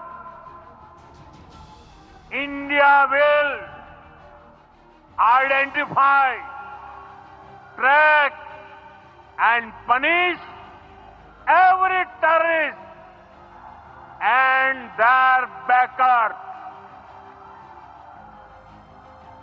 We will pursue them to the ends of the earth. India's spirit will never be broken by terrorism. Terrorism will not go unpunished. Every effort will be made to ensure that justice is done. The entire nation is firm in this resolve. Siddaramaiah's remark came just days after Congress MP Rahul Gandhi vowed to stand with the centre in however it chooses to respond to the cowardly terror attack. The united opposition condemned this action and said that we are there to support whatever action the government wants to take. The shocking remarks by the Karnataka Chief Minister came on a day when hundreds filled the streets across the country, calling on the centre to avenge every drop of blood shed in Pahalgam. As Siddaramaiah insults the Pahalgam victims, will a red-faced Congress care to explain?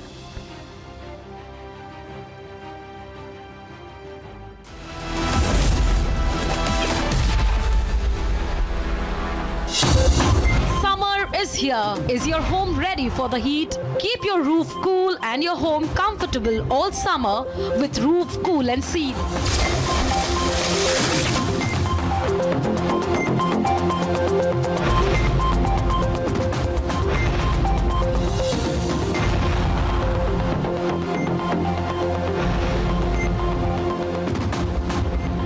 पसीना मत बहाओ, Berger roof cool and seal लगाओ.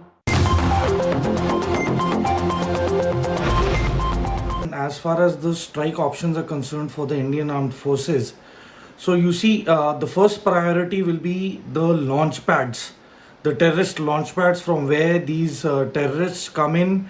They basically take harbor or take rest, then they reorganize and regroup, and from there they are dispatched by the Pakistan fraternity.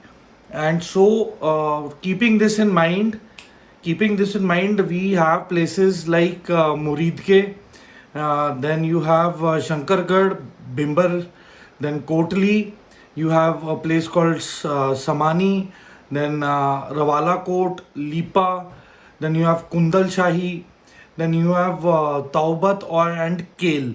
So these are the hubs where all the tanzeems are there. They are like, transit camps for these infiltrators. So when they are infiltrating or into India, or they are exfiltrating back to Pakistan from India, from our territory, so these are the places where they are received with open arms and given full support, which mainly includes arms. Republic positive influencer Vishal Khandenwal is narrating you the history of Pahalgam and how it has been a gateway to Amarnath Yatra. Let's watch it. Pahalgam की बेसरन घाटी में 26 मासूम पर्यटकों को आतंकवादियों ने अपनी गोली का निशाना बनाया। ये वही खूबसूरत वादी है पहलगाम की, जहाँ ये 26 लोग अपने परिवार के साथ आनंद लेने आए थे। लेकिन अब से जब भी जिक्र होगा इन खूबसूरत वादियों का, इन 26 मासूम लोगों की हत्या का भी जिक्र होगा, क्योंकि इन्हें कहाँ पता था कि जहाँ ये आनंद लेने आ रहे हैं वहाँ पर मौत इनका इंतजार कर रही है। आखिर क्या है इतिहास पहलगाम का? क्यों आते हैं इतने लोग पहलगाम घूमने? आइए जानते हैं। हमारा नाम है विशाल और आप देखना शुरू कर चुके हैं स्टोरीज विद विशाल। हिंदू पुराणों के हिसाब से पहलगाम का मतलब होता है बैलों वाला गांव, जहां भगवान शिव ने अपने वाहन नंदी को पहलगाम में छोड़ दिया था अमरनाथ जाने से पहले। उसके बाद उन्होंने अपने सर पर जो धारण चंद्रमा था उसे चंदनबारी में छोड़ा, गले में जो सांप था उसे शेषनाग झील में छोड़ा, और पंचतरणी में जो 5 नेचर के एलिमेंट्स होते हैं, आकाश, अग्नि, वायु, जल, धरती, उन्हें वहां त्याग करके फिर अमरनाथ की गुफा में गए माता पार्वती को अमरतत्व की कहानी सुनाने के लिए। एक इतिहास ये भी कहता है इससे इतर कि चक वंश का राज था कश्मीर और पहलगाम के आसपास के इलाकों में। और इस कहानी की शुरुआत होती है 1561 एडी में, जब चक वंश के पहले राजा बनते हैं कश्मीर में गाजी शाह चक, जो हराते हैं शाह मीर के वंश को, और उसके बाद से लगातार 1589 तक चक वंश का राज रहता है कश्मीर में, जिनके आखिरी राजा थे याकूब शाह चक, जो अकबर के हाथों हार स्वीकार करते हैं क्योंकि उनकी खुद की ही प्रजा उन पर दबाव देते हैं उनके निर्णयों के कारण। इसके बाद मुगल एरा शुरू हो जाता है कश्मीर में, जहां पर अकबर, जहांगीर, शाहजहां, औरंगजेब, ये सभी ही पहलगाम और आसपास की खूबसूरत वादियों को अपना शाही ग्रीष्म स्थल बनाते हैं और लगातार इस जन्नत का लुत्फ उठाते हैं। और यहाँ तक किसी ने कहा था कि इस दुनिया में अगर जन्नत है तो वो सिर्फ यही है, यही है, यही है। लेकिन आज यही जन्नत कांप रही है दहशत से, क्योंकि इस नरसंहार के बाद लोगों के मन में ये भय जरूर बैठ गया है कि अब अगर हम वहां जाएंगे तो अगली गोली का शिकार हम तो नहीं। लेकिन बात सिर्फ इतनी सी नहीं, चक वंश से पहले भी पहलगाम के आसपास बहुत ही ज्यादा रिच हेरिटेज और कल्चर था, क्योंकि पहलगाम से 50 किलोमीटर की दूरी पर है अवंतीपुर टेम्पल कॉम्प्लेक्स। ऐसा कहा जाता है कि ये मंदिर 9वीं शताब्दी में राजा अवंती वर्मन ने बनाया था, जो उत्तर भारत के प्रमुख शासकों में से एक थे। यहाँ पर 2 मंदिर है, एक भगवान शिव को समर्पित है और एक भगवान विष्णु को। अभी भले मंदिर की स्थिति ऐसी नहीं जैसे पुराने समय में थी, लेकिन ये मंदिर की नक्काशी देखकर ये जरूर बताया जा सकता है कि ये मंदिर बहुत ही ज्यादा प्राचीन है। इसके बाद आता है मार्तंड सूर्य मंदिर। इसे 8वीं शताब्दी में राजा ललितादित्य मुक्तापीड ने बनाया था, जो कारकोटा वंश के महान शासक थे। ऐसा कहा जाता था कि इस मंदिर के चारों तरफ 84 स्तंभ थे, जिन्हें देखने के लिए लोग दूर दूर से आते थे। इसके अलावा आज भले मंदिर खंडर की स्थिति में है, लेकिन इसे देखकर अंदाजा लगाना बड़ा आसान है कि उस समय इसका स्थापत्य एक अद्भुत ही दिशा में दिखा होगा। इसके बाद आता है मामलेश्वर मंदिर। ये मंदिर 12वीं शताब्दी में बनाया गया था और ऐसा कहा जाता है कि ये मंदिर अपने शिवलिंग के गर्भगृह के लिए बहुत ही ज्यादा प्रसिद्ध है। इन सभी स्थलों को देखने के बाद एक बात तो साफ है कि पहलगाम और उसके आसपास की जितनी भी घाटियां हैं वे सभी आध्यात्मिक और ऐतिहासिक धरोहर से भरी हुई है। और अंत में जाने से पहले जो लोग मरे हैं उनके आत्मा को भगवान शांति दे, अपने चरणों में जगह दे और उनके परिजनों को, उनके अपने परिवार के लोगों को शक्ति दे अपने आप को संभालने के लिए। ये कठिन समय है, पूरा भारत उनके साथ खड़ा है, हम भी उनके साथ हैं। और अंत में आपको ये वीडियो कैसा लगा कमेंट बॉक्स में ज़रूर बताएं। हमें सुझाव देते रहिए कि किन विषयों पर हमें वीडियो बनाने चाहिए। धन्यवाद।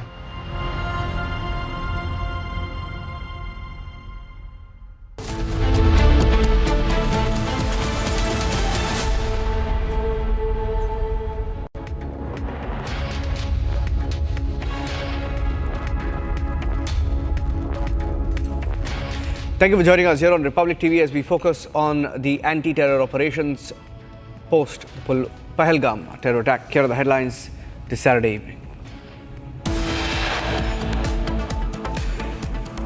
Exchange of fire reported between terrorists and forces in South Kashmir's Kulgam. Search operations underway.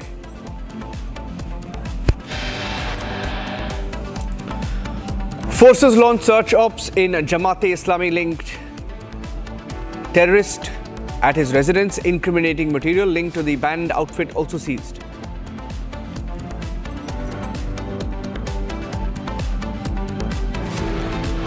Indian Army successfully busts a terrorist hideout in Machil, North Kashmir's Kupwara district. A large cache of arms, ammunition recovered.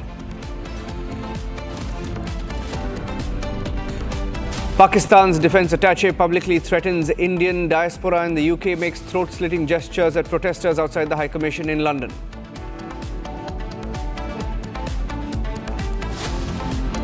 Stop terrorism! Pakistan! Stop terrorism! Pakistan! Stop terrorism! Pakistan! Stop terrorism! Protests against Pakistan at the global stage. Indian diaspora demonstrating outside Pakistan High Commission in London, Copenhagen and Melbourne. A huge explosion in Iran's Bandar Abbas port. Over 500 injured, at least 4 killed.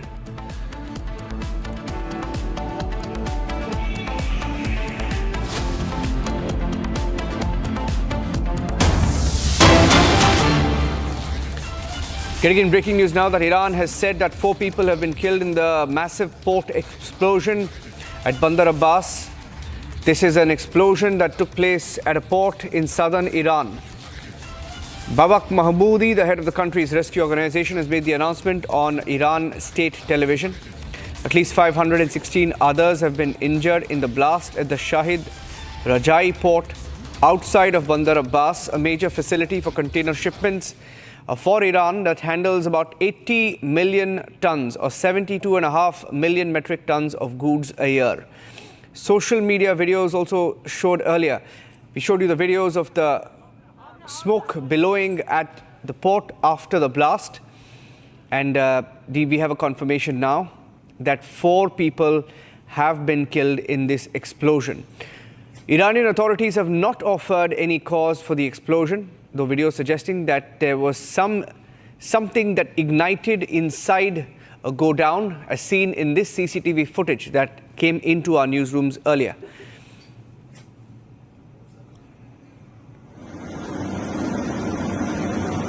In fact, getting in more inputs now that the provincial disaster management officials saying that everyone who was trapped in this particular site at the port were evacuated, taken to different hospitals. The provincial disaster management in the Bandar Abbas city saying that the blast came from containers at the Shahid Rajai port in the city. The Iranian state television also reporting that there was also a building collapse that was caused by this explosion. Not much details available so far. The Interior Ministry also saying that it has launched an investigation into this explosion. The Shahid Rajai port in Hormozgan province, around 1,050 kilometers southeast of Iran's capital of Tehran on the Strait of Hormuz, the narrow mouth of the Persian Gulf through which 20% of all oil trade passes. In 2020, a suspected Israeli cyber attack targeted the port. It also came after Israel said it thwarted a cyber attack targeting its infrastructure, which it attributed to Iran. Meanwhile, the blast has been reported as Iran and United States met on Saturday in Oman for the 3rd round of negotiations. So there is a coincidence there of the explosion around the time when Iran and the United States have met to negotiate over Iran's nuclear program. And just to give you a sense of where the Bandar Abbas port is and why it's critical, for Iran, the Bandar Abbas port and the Shahid Rajai port in this particular province, it's about 1,000 kilometers from Tehran. It's on the Strait of Hormuz. The Strait of Hormuz is the narrow mouth of the Persian Gulf, through which 20% of the global oil trade passes. And in 2020, this particular port also faced a cyber attack. It was suspected back then that it could have been an Israeli cyber attack back then in the year 2020. 5 years later, there's been an explosion, over 500 people injured and 4 killed. Let's move on now and get you some more breaking news updates.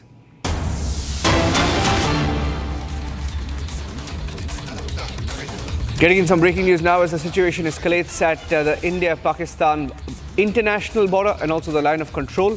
The BSF has restricted movement of civilians to zero line on the India-Pakistan border.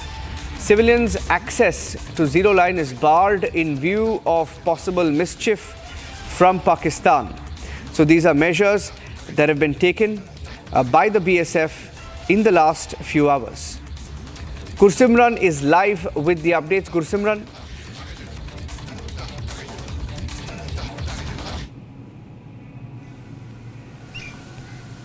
Yes, Niranjan. Right now we are at the Indo-Pakistan international border in the Suchetgarh sector, and here the movement of the civilians have been restricted to the zero line. This is the gate. I'll request Sergio Gaurav to show you that this is the gate, last gate on the Indo-Pakistan international border on the Indian side. This reads that you are approaching Indo-Pakistan border. International border is 100 meters ahead of this fence and BSF India's first line of defense. But now the gates have been closed. These are the visuals that we are showing you from the ground zero, that a lock has been placed here. That means no one is allowed to go beyond this point. There used to be the access from this gate to the zero line. On the other side is the Pakistani side, and these tourists, those who come to the international border, they used to cross this gate to go to the other side. But due to the prevailing situation along the international border and also the line of control, where the provocations from the Pakistani side are being seen, now the security forces have decided that there will be no access for the civilians and this gate has been closed. This is part of a multiple measures that the border security force has taken, starting from downscaling the Atari-Wagah border beating the retreat ceremony with gates being closed and no handshake with the Pakistani side, to downscaling the ceremony of the beating the retreat at the Jammu border, where the cultural programs and also the celebrations have been moved out and tributes have been paid to the Pahalgam victims by reading their names, following by a 2-minute silence that was observed by all senior officers of the BSF. And now this is the another measure that has been taken, that is the restricted the movement of the civilians to the zero line in the Oktrai Suchetgarh border outpost by the border security force, because BSF knows that the Pakistan can resort to any mischief any given time, and they do not want any of the civilians to get hurt by the Pakistani mischief, and that's why this decision has been taken, Niranjan.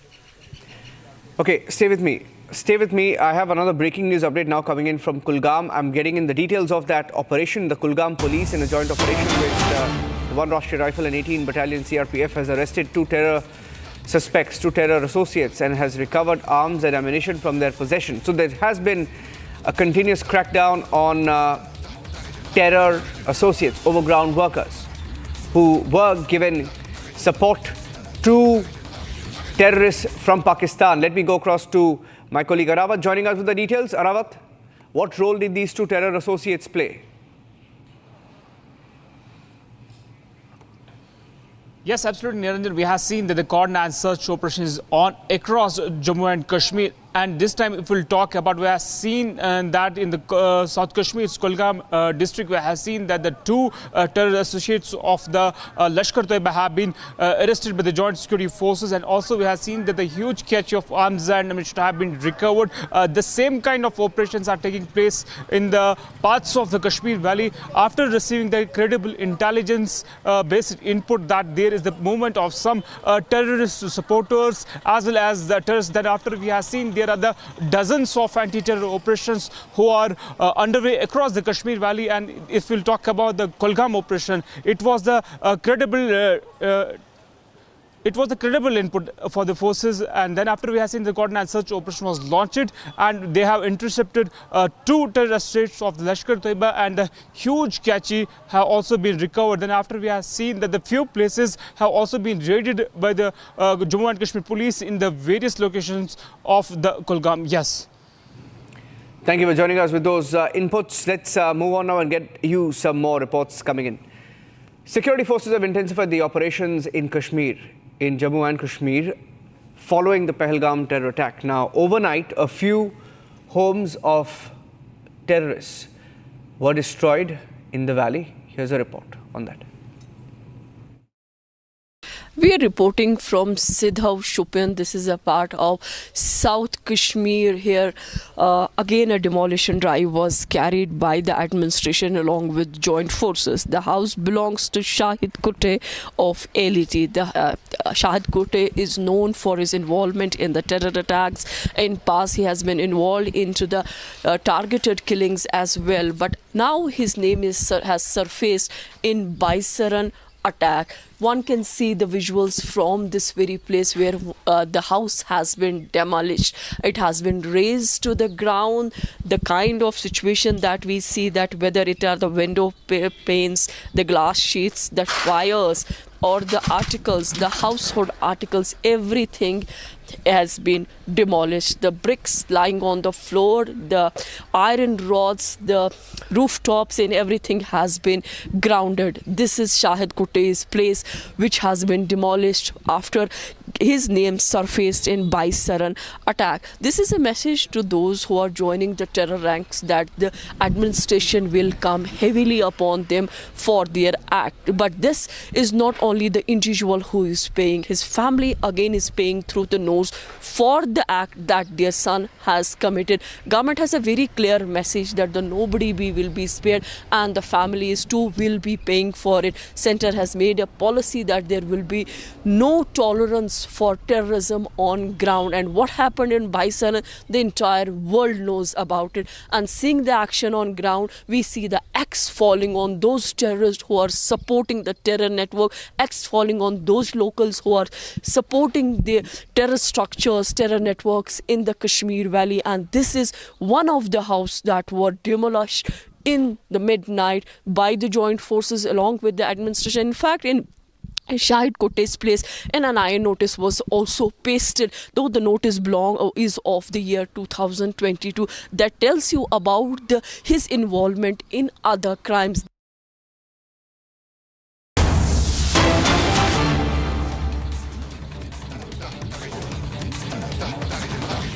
Getting in pictures of the BSF tribute, the BSF paying tribute to the victims of the Pahalgam attack. Live pictures coming in. Let's cut across straight with the audio, straight from the BSF's tribute to Pahalgam victims. अनुमति मिलने के पश्चात parade commander parade की कार्यवाही को आगे बढ़ाते हुए मेरा आप सभी से अनुरोध है कि राष्ट्रीय ध्वज को उतारते समय उसके सम्मान में कृपया अपने स्थान पर खड़े होकर राष्ट्रीय ध्वज को उचित सम्मान दें।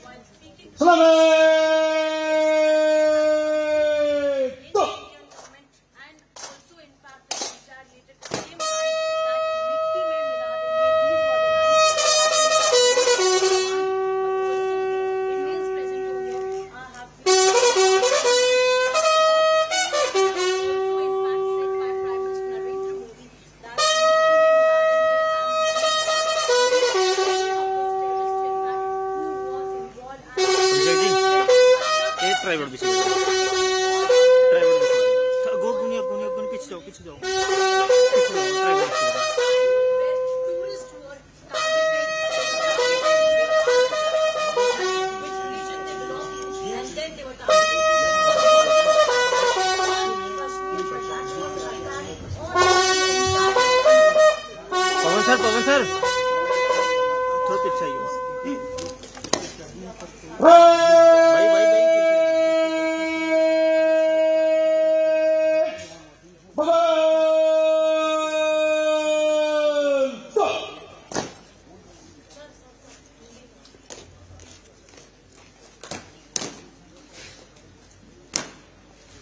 विजयी विश्व तिरंगा प्यारा झंडा ऊंचा रहे हमारा। आप सभी से निवेदन है कि अब ध्वज रक्षक टोली राष्ट्रीय ध्वज को लेकर इस प्रांगण से विदा होगी।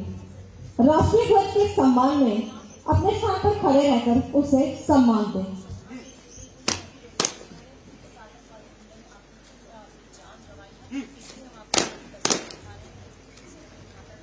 राष्ट्रीय ध्वज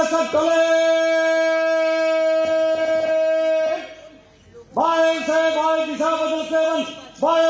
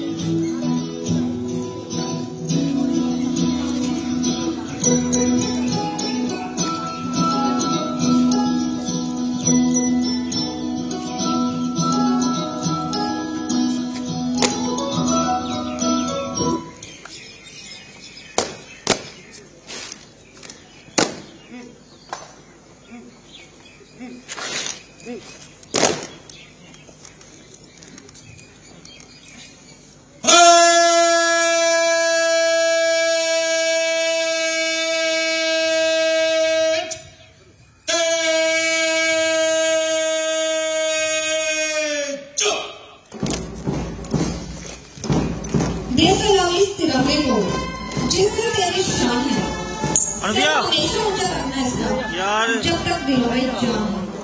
ध्वजरक्षक टोली प्रागट से स्मार्ट मार्चिंग एवं उत्तम दर्जे की ड्रिल का प्रदर्शन करते हुए विदा लेते हुए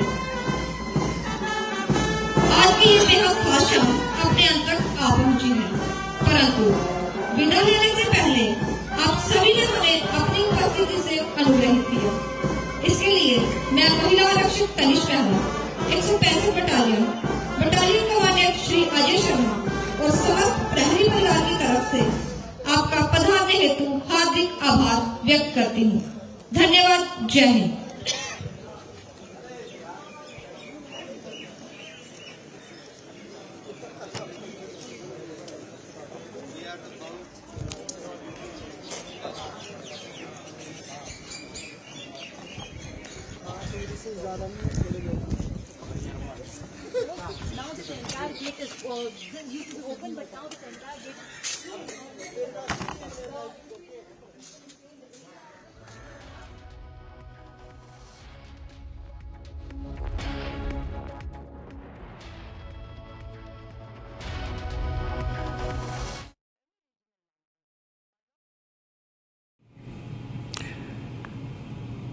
Pictures coming in from the India-Pakistan border in Jammu as the BSF pays tribute to the 26 victims of the Pahalgam terror attack.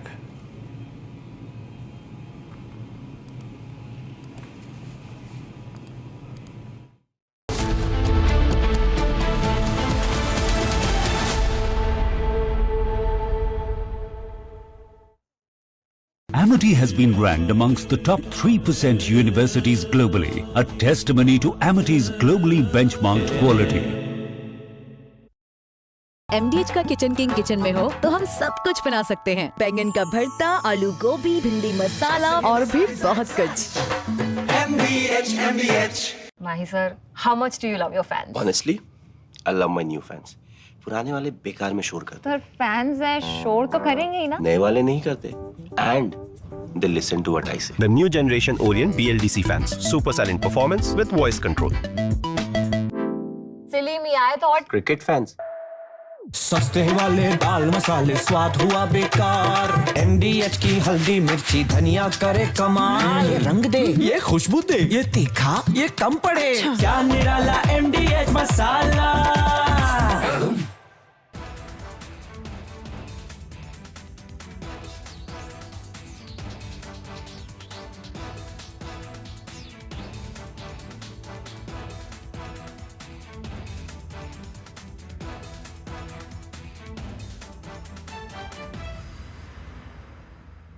पे जुल दे यार तुम मौत ही कसम है।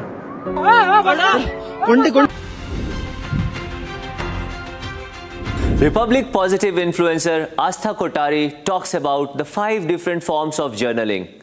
Let's watch it. A very important and fundamental aspect of mental and emotional wellness is something called self-awareness. And there are many tools that can help us to build this sense of self-awareness. But one of the most important ones is something called journaling.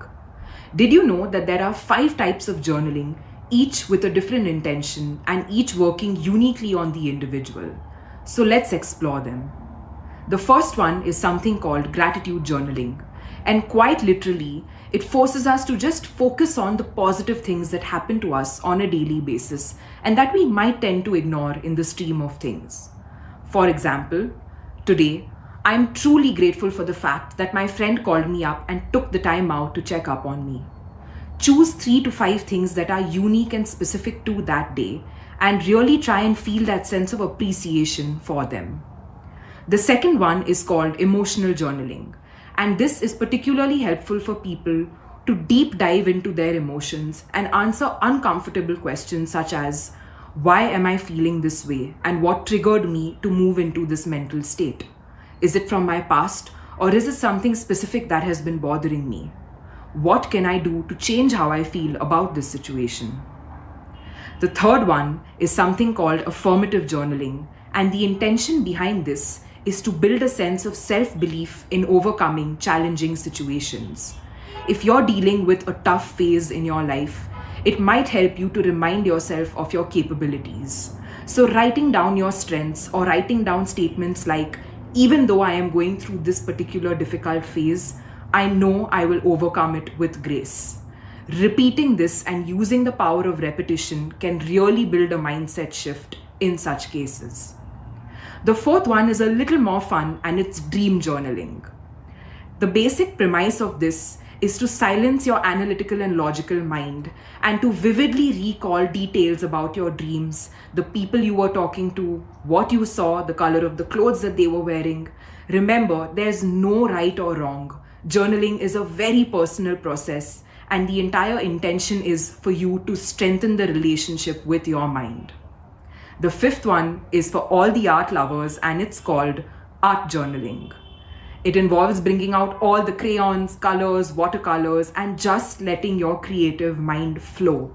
Observe the colors, absorb them. There's no masterpiece that you need to create. The entire point, once again, is just to build the creative mind and watch how art can really do therapy.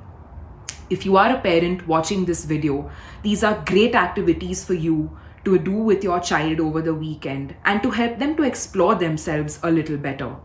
I really hope that you try these out and that this video has added value to you. So happy journaling.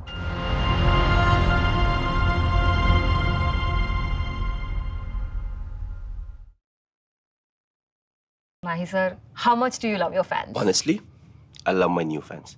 पुराने वाले बेकार में शोर करते sir fans हैं शोर तो करेंगे ही ना नए वाले नहीं करते and they listen to what I say. The new generation Orient BLDC fans. Super silent performance with voice control. सिली में आए तो और Cricket fans. अब छोलिया हो या लोबिया, सफेद चने या काले चने, सब कुछ मजेदार बने। इसको घर पे लगाओगे तो शादी का तो पता नहीं, पर घर पक्का नहीं टूटेगा। रुंगटा नहीं तो घर स्ट्रॉन्ग नहीं। रुंगटा स्टील TMT बार एकदम सॉलिड। पहाड़ों में एक हाइकिंग स्टिक भी बन सकती है। आपके घर के खाने में रेस्टोरेंट जैसा स्वाद ले आए MDH का शाही पनीर मसाला। पनीर को क्या मस्त बना डाला।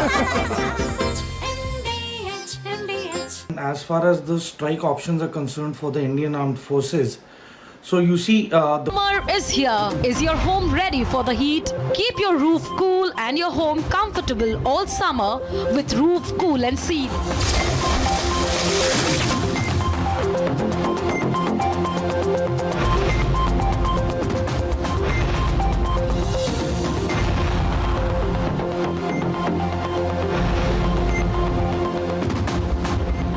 पसीना मत बहाओ, Berger roof cool and seal लगाओ।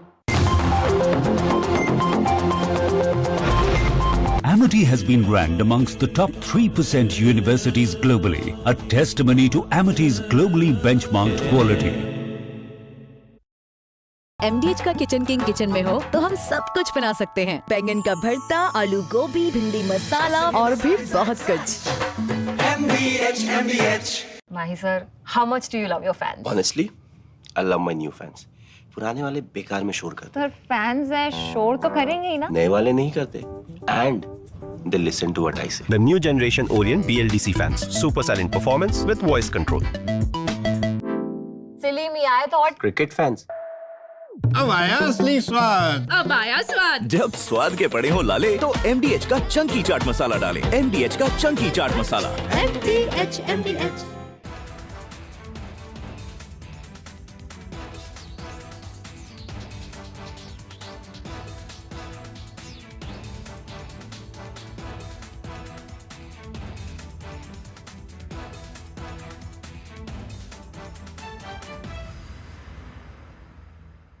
Republic School of Journalism, you won't just learn how to report the news.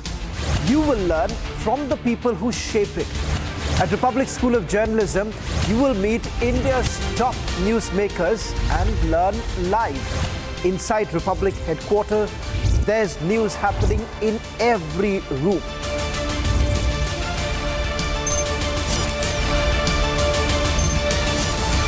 Apply on republicschoolofjournalism.com. Applications are open.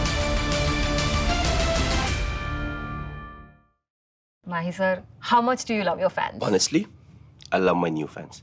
पुराने वाले बेकार में शोर करते। सर फैंस हैं, शोर तो करेंगे ही ना। नए वाले नहीं करते। And they listen to what I say. The new generation Orient BLDC fans. Super silent performance with voice control. सिली में आए तो और Cricket fans. MDH की देगी मिर्च, देगी मिर्च का तड़का, अंग अंग फड़का। MDH की देगी मिर्च। इसको घर पे लगाओगे तो शादी का तो पता नहीं, पर घर पक्का नहीं टूटेगा। रूंगटा नहीं तो घर स्ट्रॉन्ग नहीं। रूंगटा स्टील TMT बार एकदम सॉलिड। पहाड़ों में एक हाइकिंग स्टिक भी बन सकती है।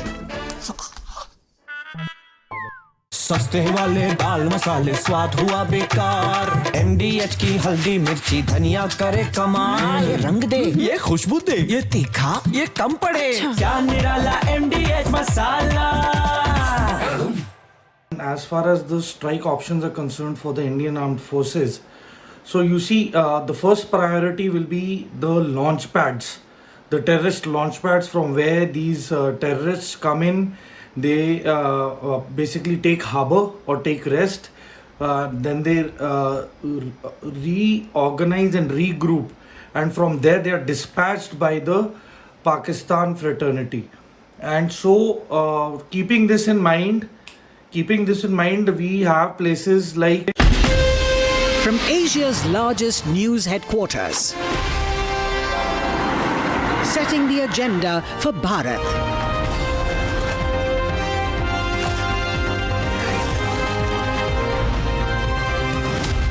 You're watching Republic.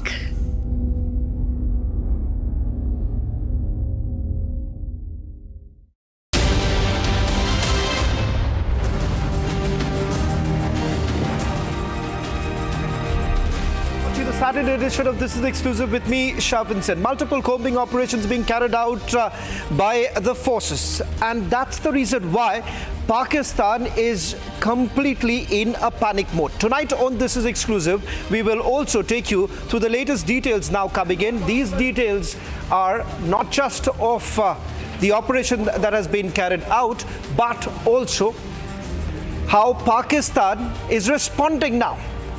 Divisions are being moved. In fact, tonight on This is Exclusive, we're going to take you through what's really happening in Jammu and Kashmir and how this is sending shiver down the spine of the Pakistani army. But first, let's take you through the headlines we're tracking at this hour.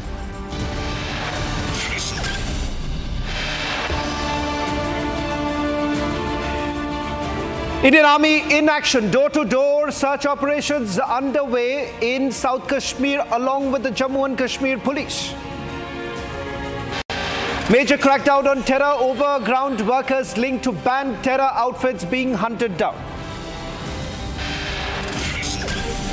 Indian Army begins artillery drills along the line of control amid escalating tensions with Pakistan. Pakistan goes in a complete panic mode, moves army column to the line of control. Massive explosion in Iran's Bandar Abbas port, 4 deaths confirmed, over 500 people injured.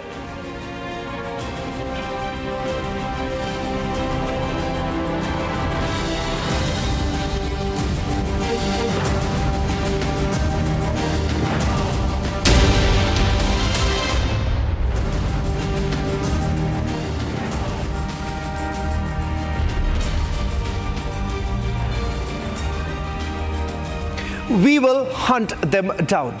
Their sketches are now out. Ladies and gentlemen, those who are behind the Pahalgam attack are likely to be hunted down any time from now. In fact, information that we have with us is with regards to the multiple combing operations that are being carried out. Over a dozen operations have already been carried out in various districts of Kashmir. Massive operations are underway across Jammu and Kashmir. These, what we are going to see in a short while from now, are exclusive images that have been accessed by Republic TV for the door-to-door searches that have been carried out by the Jammu and Kashmir police. In fact, these are multiple raids at residence of terrorists, terror associates in Srinagar as well as in South Kashmir. I'm going to start with the first image that you're seeing on your screen right now. These are visuals of the searches that were carried out today in Srinagar. In fact, as you can see, Jammu and Kashmir police with all advanced technology carrying out these searches, because there are basically reports essentially coming in that several of these terror associates have been operating from South Kashmir itself. Right now on your screens, these are the latest images of the combing operation that was carried out earlier in the day. Mind you, all these images that we are showing right now, these are all deferred visuals. These are not operations that are going on as we speak, but these are operations that were carried out earlier, and now we have accessed these images just to give you a sense of how our forces, including the Jammu and Kashmir police, is in complete action mode right now, carrying out searches at multiple areas. In fact, Kulgam, Kupwara, Kishtwar, these are some of the places where searches have been carried out in the last 48 hours. This, what you see right now, is inside the home, the residence of one of the terror associates. In fact, we are given to understand 66 ODWs have been tracked down. We're going to take you through the details in a short while from now as far as the overground workers are concerned. But on your screens right now are the searches that are being carried out. These are door-to-door searches that are being carried out, which certainly isn't easy in the current circumstances. But remember, the Jammu and Kashmir police, along with the Indian Army, has also carried out multiple searches. But these searches are primarily being carried out by the SOG, the Special Operation Group of the Jammu and Kashmir police, carrying out the searches. We stay full frame with these visuals while we also go across to my colleague Zeenat, our Srinagar Bureau Chief, joining us right now, getting us the latest details. Zeenat, images on our screens right now are of the door-to-door searches that have been carried out. Help us understand the number of searches that have been carried out. How far have the Jammu and Kashmir police been able to get to some sort of a logical conclusion? See, Shravan, first of all, this is 64 is a huge number, and that you conduct the raids in one go. All the places were touched in the Srinagar steep, from downtown Srinagar to uptown Srinagar. The searches were carried by the Srinagar police. Srinagar police, along with the SOGs, the cargo-based unit that carry the anti-terror operation, have specialization in, as known as the counter-terrorism grid. They have conducted the raids in the Srinagar city along. This was on the direction of the SSP Srinagar, Dr. Sandeep. Meanwhile, we are also seeing these so the places that were searched, they have the criminal records. They have the links with the terror associates. They have the links with the overground workers. These workers come from the outfits like JKLF, outfit known for Yasin Malik. Yasin Malik is the chief of band JKLF, then TRF, JEM, LET. and also TRF. These all outfits have been involved in multiple cases in the last 3 decades or so, particularly if we see the track record of Yasin Malk's JKLF, JEM or the LET and the mouthpieces of the Lashkar like TRF. These terror associates or the overground workers, they have been involved in the multiple crimes. Today, their doors were again knocked by the Srinagar police. They carried the length and breadth across. In Srinagar police carried the searches in all these areas, be it the uptowns, Chanapura, Batmalu, Zuni Marg, Safa Kadal, Khankai Maula or the Baba Dam. All these areas were touched by the Srinagar police, because if you see the Srinagar's topography simply of the downtown, where you have the lanes, by-lanes, and those by-lanes and lanes are very narrow, that has always helped the terror outfits to make their escape. Once there used to be a cordon and search operation. Now, even the police would not dare to go in these lanes and by-lanes. If you go through the chronology of the downtown of the Srinagar, where the attacks would carry against the security forces or the policemen. But this time, the Srinagar police is going all out and going inside all these lanes and by-lanes. In fact, the terror associates and overgrown workers have already been registered with the UAPA cases, and some of them are already languishing in the jail. Some of them had been taken. Some of their cases have also been taken up by the NIA. Zina, I'll request you to stay on with us, because what I'm going to do right now is going to take our viewers through the details of the operations that have been carried out. Who are these overground workers? How are they all connected? This is extremely important to understand, as my colleague Zeenat was also pointing out, because we are talking about searches that have been carried out in one single day. What you see right now is the raids that have been carried out at the houses of 64 terror associates. They are also known as the overground workers. They're essentially those who have been aiding the terrorists, particularly in moving around. Remember, in the valley itself, it hasn't been easy, and that is the reason why, remember, the kind of logistical support that has been provided are provided by these overground workers. They are active in Jammu and Kashmir. They are on the radar. In fact, they've been identified in thousands. In fact, they've already been identified lengths on the terror associates of the banned outfits. We're going to take you through which are the outfits with which they have been associated, along with the Lashkar-e-Toiba as well as Jaish-e-Mohammed, Hizbul Mujahideen. You also have the ISJK as well as the JKLF. TRF again happens to be one of the offshoots of the Lashkar-e-Toiba, and they are all OGWs who have been working as far as they are concerned. They have all been hunted down by the forces. Now, these are the OGWs who have been working here, and without their support, remember, the movement of these terrorists could not have been possible, and that is the reason why the Jammu and Kashmir police is now basically looking at targeting them.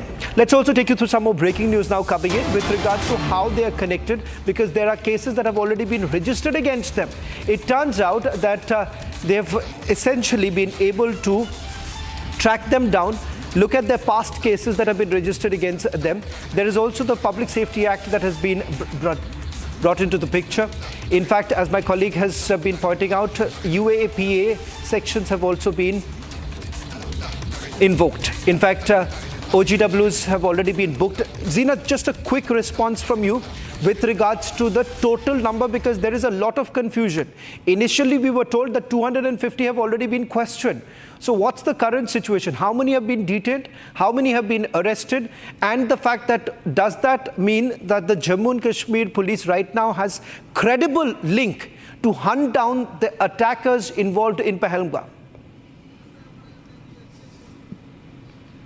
See, the raids are being conducted across Kashmir Valley only to hunt down those perpetrators who have carried this gruesome attack. As far as the numbers are concerned, we see in Srinagar some 63 people, their residences have been scanned and searches. Even the divisional evidences have been collected from the places. Then if we go to the South Kashmir has the districts like Pulwama, then you have Shopian, Kulgam, then Avantipur, Anantnag. These are the 4 districts of the South Zone. There 175 people have been interrogated so far. So if you count 175 plus 63, it is somewhere coming around more than 260 people have been questioned. So that's in the breaking all news. these days. The 170 coming from the Anantnag in the last 3 days.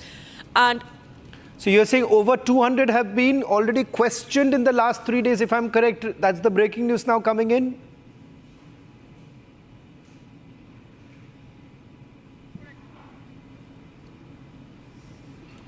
Yes, Shravan. This is a figure that is officially there because Srinagar police has officially said that it's around 64 people they have been questioning and the searches were conducted. And this is not the normal crackdown on the terror. Normal people, in fact, the people's inconvenience was also seen that people should not feel any inconvenience during the day. So only those who are the listed in the diaries of the Srinagar police, only those were touched. So police is going very specifically penetrating to those who have the criminal records or who are based in Srinagar with the logistics of the terror outfits. So that is the point that has been taken into account when Srinagar police carried today's raids. Well, thank you very much, Zeerat, for getting us the latest details. The breaking news now coming in on This Is Exclusive. Over 200 have already been booked. They are all OGWs that have been booked so far. Let's now quickly move to the other big story that we're getting you tonight on This Is Exclusive. India has now begun the diplomatic strike against terror sponsor state Pakistan. And amid the escalating tensions between the two nations, India is already preparing as far as the military front is concerned. There have been multiple ceasefire violations that have taken place along the line of control in the last few days itself, what is known as speculative firing on the part of the Pakistani. Indian forces have basically retaliated, gave a befitting reply. In fact, as we speak, remember over the last few hours, last few days, there have been multiple drills that have been carried out. Indian Army has conducted 3-day-long artillery drills along the line of control to prepare for any mischievous attempt from across the border. The drills were carried out earlier. We are not putting out the details of when, where these drills have been carried out. We are just putting out the exclusive images of the drills that have been carried out earlier. Just to give you a sense of how prepared our forces are right now and why exactly in a short while from now you'll really know that Pakistan is in a complete panic mode. This is why. In the visuals, you can see heavy artillery firing drills that are being conducted in the forward areas that are close to Pakistan-occupied Jammu and Kashmir. We're going to also tell you how the civilians are responding, but I want to stay with these visuals first. I'm not very sure right now if we can just play out the visuals because I could also hear there are artillery firing that you can hear. They are for 10 seconds. Hear them out.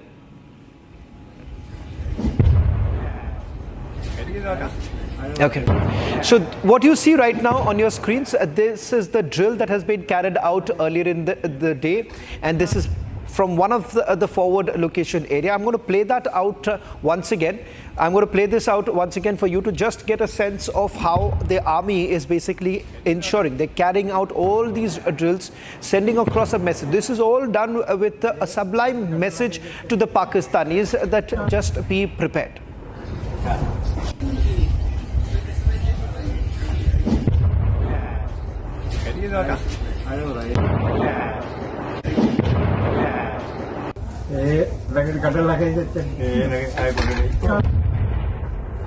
Well, in fact, now let's take you through fearing a strong retaliation from the Indian forces. What has essentially happened, Pakistan has already responded, which I'm going to play out in a short while from now. That how Pakistan is responding to these very drills that are being carried out and what's really happening on the other side.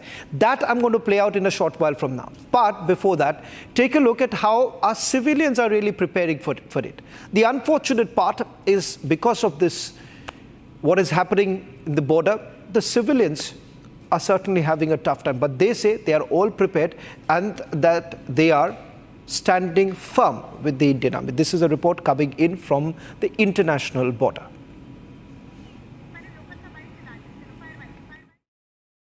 हमारे को ये कहा गया कि range से तरफ मत जाओ, 4 बजे तक नहीं जाएंगे हम इधर, उसके बाद जाना ही पड़ेगा इधर, क्यों लकड़ी इधर से लाते हैं हम, पानी इधर से मिलता है, घास इधर से मिलता है, पशु हमारे इधर भाग जाते हैं, क्या करें, जो मदद है हम करेंगे, जो मांग के हिसाब से मदद हम देंगे। गोलों की बातें आती रहती हैं, फोटें पड़ जाती हैं, बच्चे रोने शुरू हो जाते हैं, सोते भी नहीं हैं बच्चे धमाके के साथ।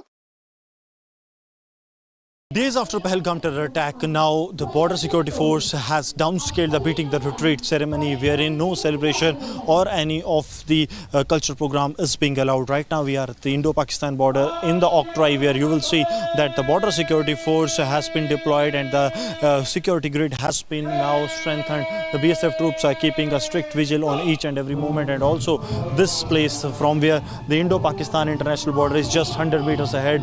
The Indo-Pakistan first line of of Defence of the India 100-meter ahead board that you see, and now a lock has been placed at this gate because this gate leads to the zero line, but as a precautionary measure to actually decimate any attempt of the adversary Pakistan that may attempt to disrupt peace or to target the civilians, those who go for the forward area, the border area, the zero line access has been now restricted for the civilians, and it has completely been blocked till the time we have seen the attempts or the situation de-escalates on the international border. This decision has been taken by the border security force in view of the security of the civilians that goes to the zero line, but there is nothing that the trust can be done on the Pakistani side, and that's why the decision has been taken that there will be no movement, and also downscaling the beating the retreat ceremony here at the international border. Now let me tell you how Pakistan is responding to all of this. They are in a complete panic mode. The reason being, in the last 48 hours, there have been multiple movements that are actually taking place. In a short while from now, I'm going to tell you what's happening right at the line of control and why exactly Pakistan has suddenly started moving their army divisions. In fact, there are 2 army divisions that have already been moved. So much so, these latest images that we are going to show you is a clear indication that Pakistan is worried. Pakistan is nervous. Pakistan is completely jittery. They know that something big is going to happen. And how exactly would they really respond, because they're not prepared at all. And that is the reason why what they've essentially been doing over the last 24 hours, a little over 24 hours actually, where they have indulged or resorted to speculative firing. They're basically trying to target our Indian posts, hoping that there will be some sort of a retaliation, hoping to find out how exactly will India really respond. Yes, of course, we have responded. We have retaliated well. We have retaliated hard, strong, and ensured that the Indian posts are absolutely safe. But this has basically resulted in a situation that Pakistan is currently, what you are seeing right now on your screens, they have basically increased their deployment.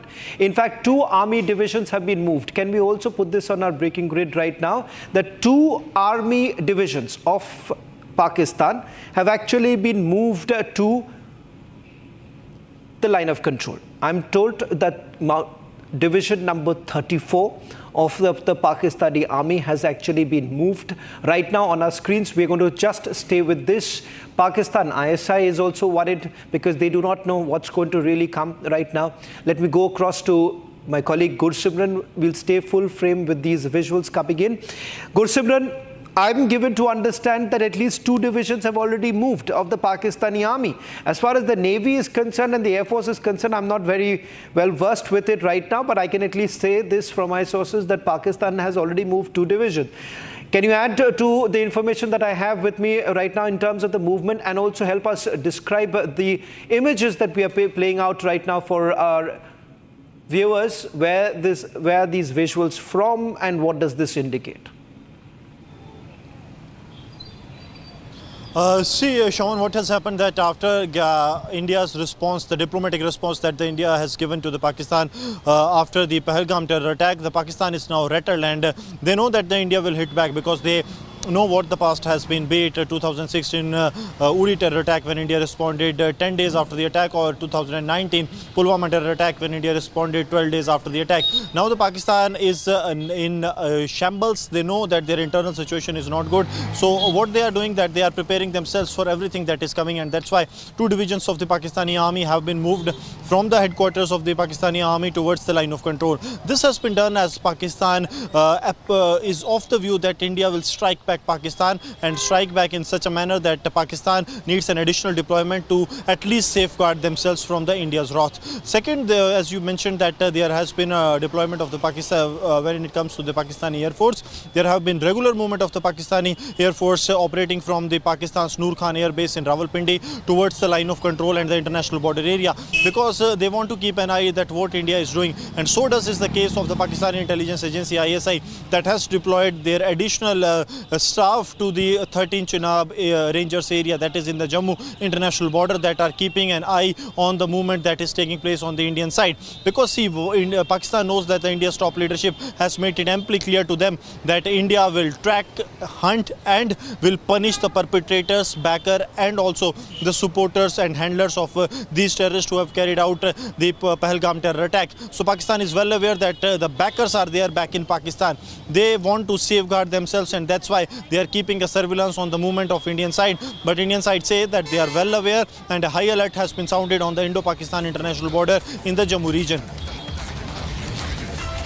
Well, 2 army divisions have been moved. Pak Army after the Navy, which basically carried out a failed test of the Karachi coast. Now you have the Pakistan Army not realizing what's going to really come forward, whether it's going to be a surgical strike or whether it's going to be a rerun of what happened as far as Balakot is concerned, or would it be that the entire terror infrastructure is completely dismantled, destroyed by the forces? What's going to come? And that's the reason why there was a National Security Council meeting that was actually called by the Pakistan Prime Minister. In fact, he's saying that let's have a neutral probe. Now that's how worried they are, because they now have actually pushed TRF, that's the offshoot of Lashkar, to actually withdraw the statement, saying that they did not even carry out the Pahalgam attack. So that's a clear indication of how nervous Pakistan is right now. Let me just quickly go across to my colleague Gursimran. Gursimran, it seems that the National Security Council meeting has also been called in. They are taking stock of the situation. What's really happening with the Pakistani Army chief? Because it seems after that stupid statement that he made with regards to Kashmir, the jugular vein statement that was made, he's gone completely silent. Is it because there is a lot of backlash right now in Pakistan? See, now the Pakistani army knows that it is the Pakistani army that has to face the Indian army, because when the statement was made, it was only the political leadership of the Pakistan that has to make, because it was a statement that was made by the Pakistani army chief and there was nothing situation escalating on the international border or on the line of control. So Pakistan army was, it was just that he made, the Pakistani army chief made the statement, and it was for the political parties or the government of Pakistan to see what will be the repercussions for them. But now the situation has completely changed. It's now the onus lies completely on the Pakistani army, and that's why you see that even during the passing out parade there was no speech of the Pakistani army chief. It was only the Pakistani Prime Minister Shehbaz Sharif who spoke about various issues, including that of the Indus Water Treaty kept in abeyance by the Indian side. So Pakistani army is now on back foot. They want that at least they should be safe. That is actually what they are hoping for. Otherwise there has been not even a single appearance of the Pakistani army chief. Thank you very much, Gursimran, for getting us the latest details on This Is Exclusive. Tonight we have got you what's really happening inside Pakistan. Over the next few days on This Is Exclusive, we're going to get you a full ground report and how exactly are the Pakistani army particularly is responding to it. The internal details will be out on This Is Exclusive. That's all that we could pack in this edition.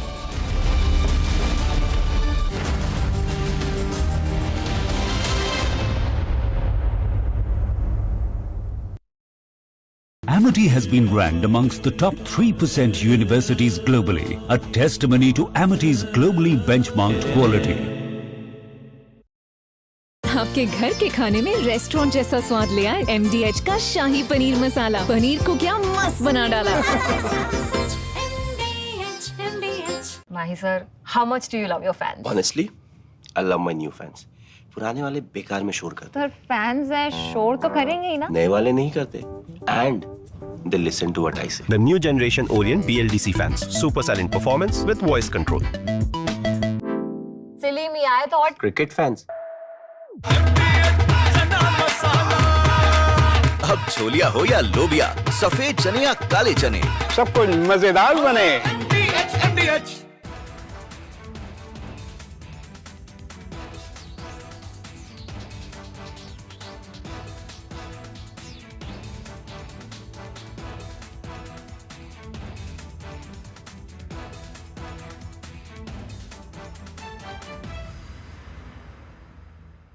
जल्दी यार, तुम मौत ही कश्मीर गेंद है।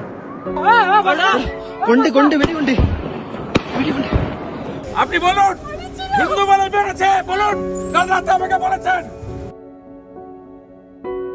হিন্দু বলে মেরেছে বলুন বলুন আপনি মুসলিম আপনি কি কালমা পড়তে জানেন না জানি না বলুন এদের বলুন সেকুলার নেতাদের বলুন এভাবে টেনে আর আগের দিনে যেহেতু বৃষ্টি হয়েছে ওখানে কাদাও ছিল আমার বাচ্চাটাকে টেনে দেখছি করে চেতে চেতে যাচ্ছে আমি না বুঝতে পারিনি কি হলো হঠাৎ কি হলো আমি পেছনে যখন ঘুরি তখন দেখি ডিস্টেন্স ছিল ধরুন আমি আপনি একটা লোক Summer is here. Is your home ready for the heat? Keep your roof cool and your home comfortable all summer with Roof Cool and Seal.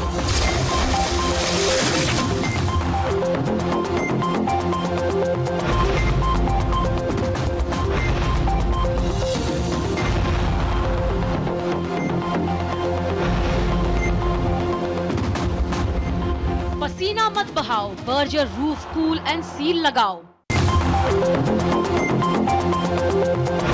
Mahi sir, how much do you love your fans? Honestly, I love my new fans. पुराने वाले बेकार में शोर करते sir fans है शोर तो करेंगे ही ना. नए वाले नहीं करते and they listen to what I say. The new generation Orient BLDC fans. Super silent performance with voice control. Silly me, I thought. Cricket fans.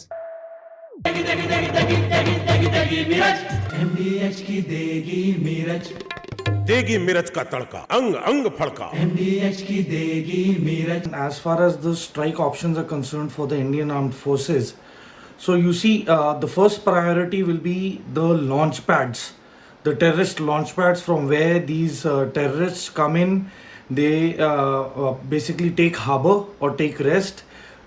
Then they reorganize and regroup, and from there they are dispatched by the Pakistan fraternity.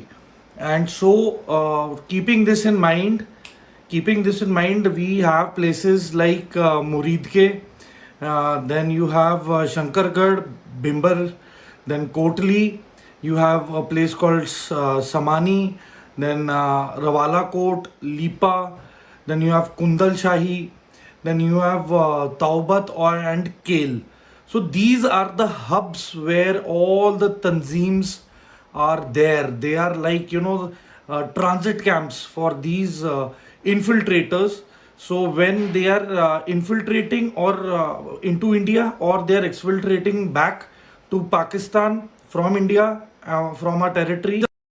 There are many places to study journalism within 4 walls. But if you want to live it and learn live, come to the Republic School of Journalism.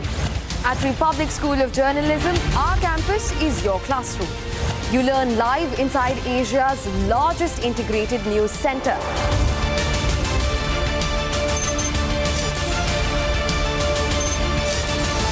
RepublicschoolofJournalism.com. Applications open.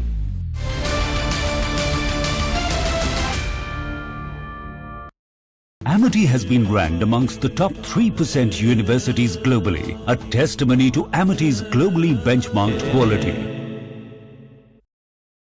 अब आया असली स्वाद. अब आया स्वाद. जब स्वाद के पड़े हो लाले तो MDH का चंकी चाट मसाला डालें. MDH का Chunky chaat masala. MDH. Mahi sir, how much do you love your fans? Honestly, I love my new fans.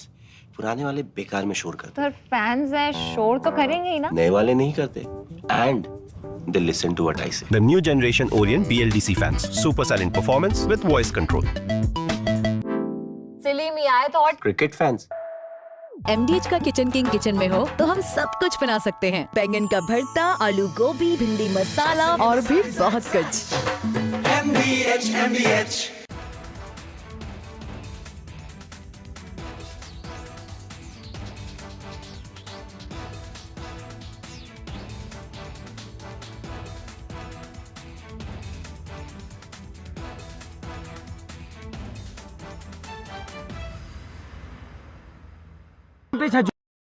At Republic School of Journalism, you won't just learn how to report the news.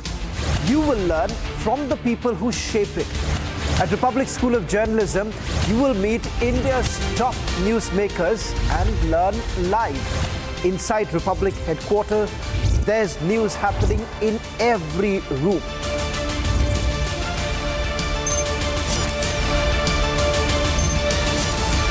Apply on republicschoolofjournalism.com. Applications are open.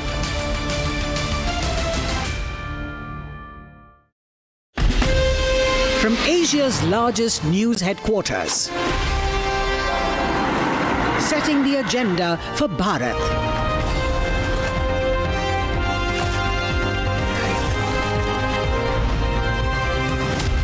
You're watching Republic.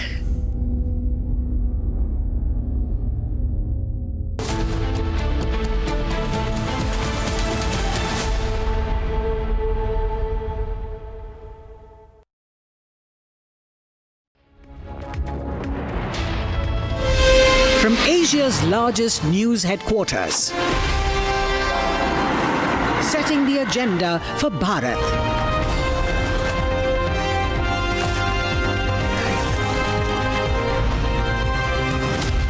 You're watching Republic.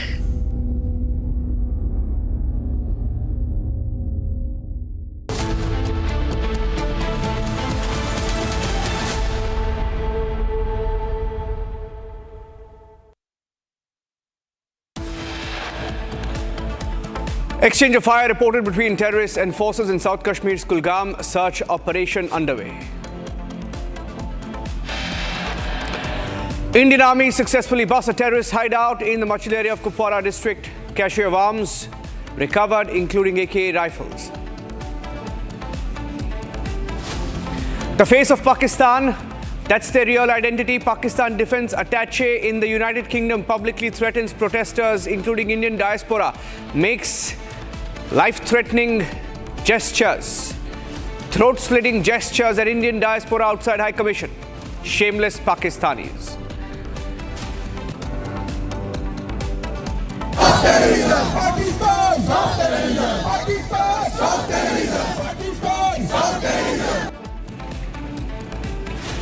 Protests against Pakistan at a global stage. Indian diaspora demonstrating anger outside Pakistan High Commission in London, Copenhagen, Melbourne.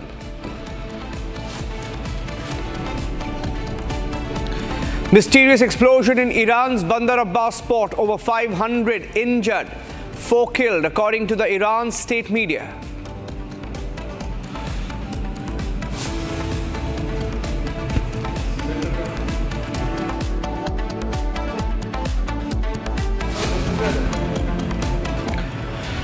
Thank you for staying with us here on Republic TV as we get you every single update minute by minute on India's fight against terror.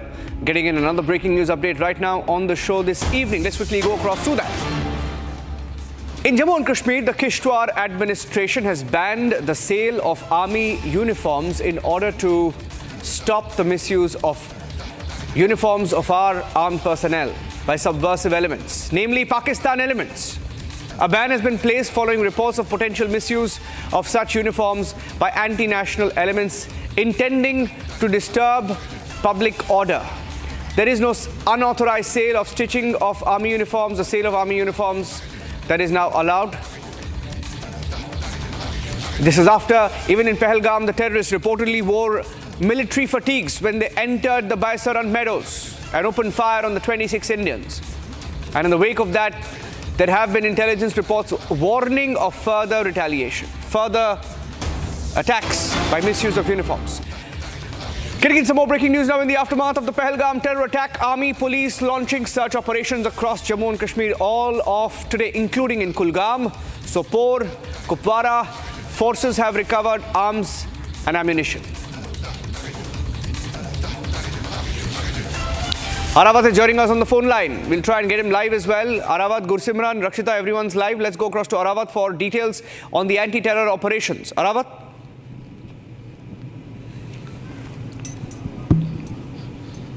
The person you are...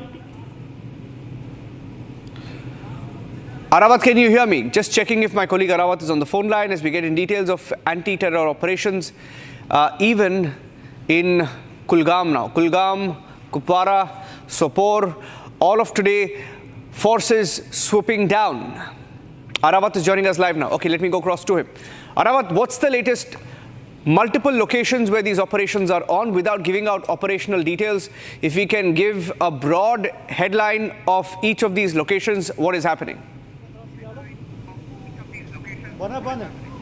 Yes, absolutely, Niranjan. We have seen after the deadly attack in Pahalgam, we have seen that there are dozens of the locations across the Kashmir Valley where we have seen that the search operation has been launched this morning. Whether we will talk about the North Kashmir's Baramulla district, where also we have seen that the search operation was carried out in the Sopore in the North Kashmir. Then after we have seen the same kind of operations also in the Banipora, where 2 days back we have seen that the OGW of the Lashkar-e-Taiba has been shot dead by the terrorists, by the forces there during the exchange of the fire. Then after we have seen also the same kind of operations is also taking place in the South Kashmir's Kulgam district, where we have seen that the 2 OGWs of the Lashkar have been also arrested by the joint security forces. Also we have seen that the huge KG of observation have been recovered.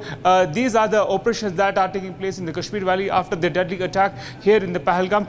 We have also seen that the credible intelligence input was received with the Kupwara police that there is some input that the movement of the terrorists in the Machal sector. Then after we have seen the same kind of the search operation were carried out by the joint security forces, and we have seen the huge KG of arms and ammunition have also been recovered there. If we'll talk about the recovery, the 4 AK series shot weapons and other things have been recovered from that very locations in the Kupwara sector. It indicates the alertness of the forces in the Kupwara, where we have seen the search were carried out after receiving the credible intelligence, the movement of the terrorists in the area. Also, if we'll talk about the South Kashmir Shopian and Pulwama, right now we have seen that the large number of the operations are taking place, including the Jammu and Kashmir Police, Rashtra Rifles and other paramilitary security forces are doing door-to-door search operation following the human and the technical based inputs that then after we have seen the operation was launched. Also, if right now we are standing here in the Pahalgam, multiple operations are here also underway. We have seen in the evening hours that the air surveillance was also done in the entire area. All the entry and exit points have been completely sealed, and we have seen that all the entry and exit points have been sealed. The identity of the individuals are being asked by the security forces. Also, we have seen the combing operation is still going on where the incident happened on 22, and we have seen in with deadly attack that the 26th civilian was killed by the terrorists. Yes, Niranjan. Let me go across also to Guru Simran, joining us with the details. Guru Simran, we're looking at pictures, and in the last 1 hour itself, we have received some details of, gunfire also being exchanged.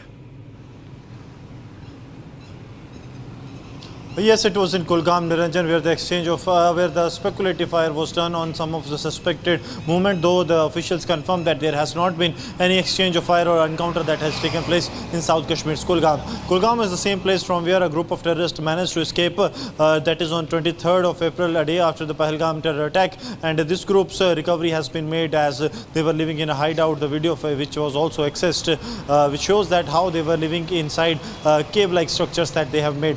Now coming to the anti-terror operations are now being launched by the Jammu and Kashmir Police along with the Indian Army, the special forces of the Indian Army that are operating in the upper reaches of the Anantnag, and also by the CRPF's quick action team, that is their Valley QAT, that is specially tasked for the valley-based operations to carry out these anti-terror operations in the areas where there are close cornered area or dense forested area.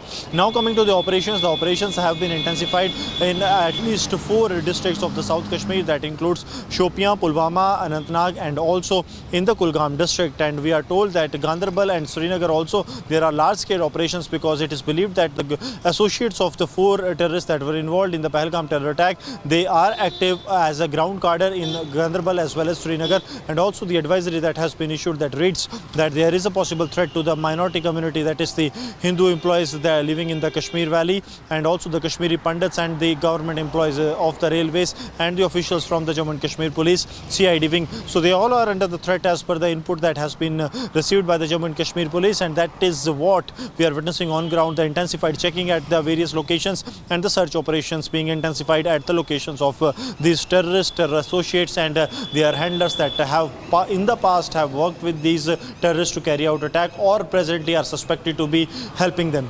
Niranjan. Okay, thank you for joining us with those inputs. Stay with us, both Gursimran and Arawat joining us from different parts of Kashmir. I'm getting in some more breaking news right now that amid the prevailing situation along the India-Pakistan border, IGBSF Rajasthan has also conducted a 3-day visit across forward areas from Sri Ganganagar to Jaisalmer.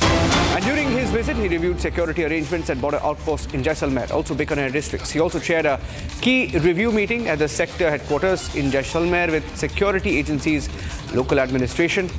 The BSF assuring that the border security force remains fully vigilant, is prepared to counter any challenges along the international border. Those are pictures of the meeting that was held earlier today.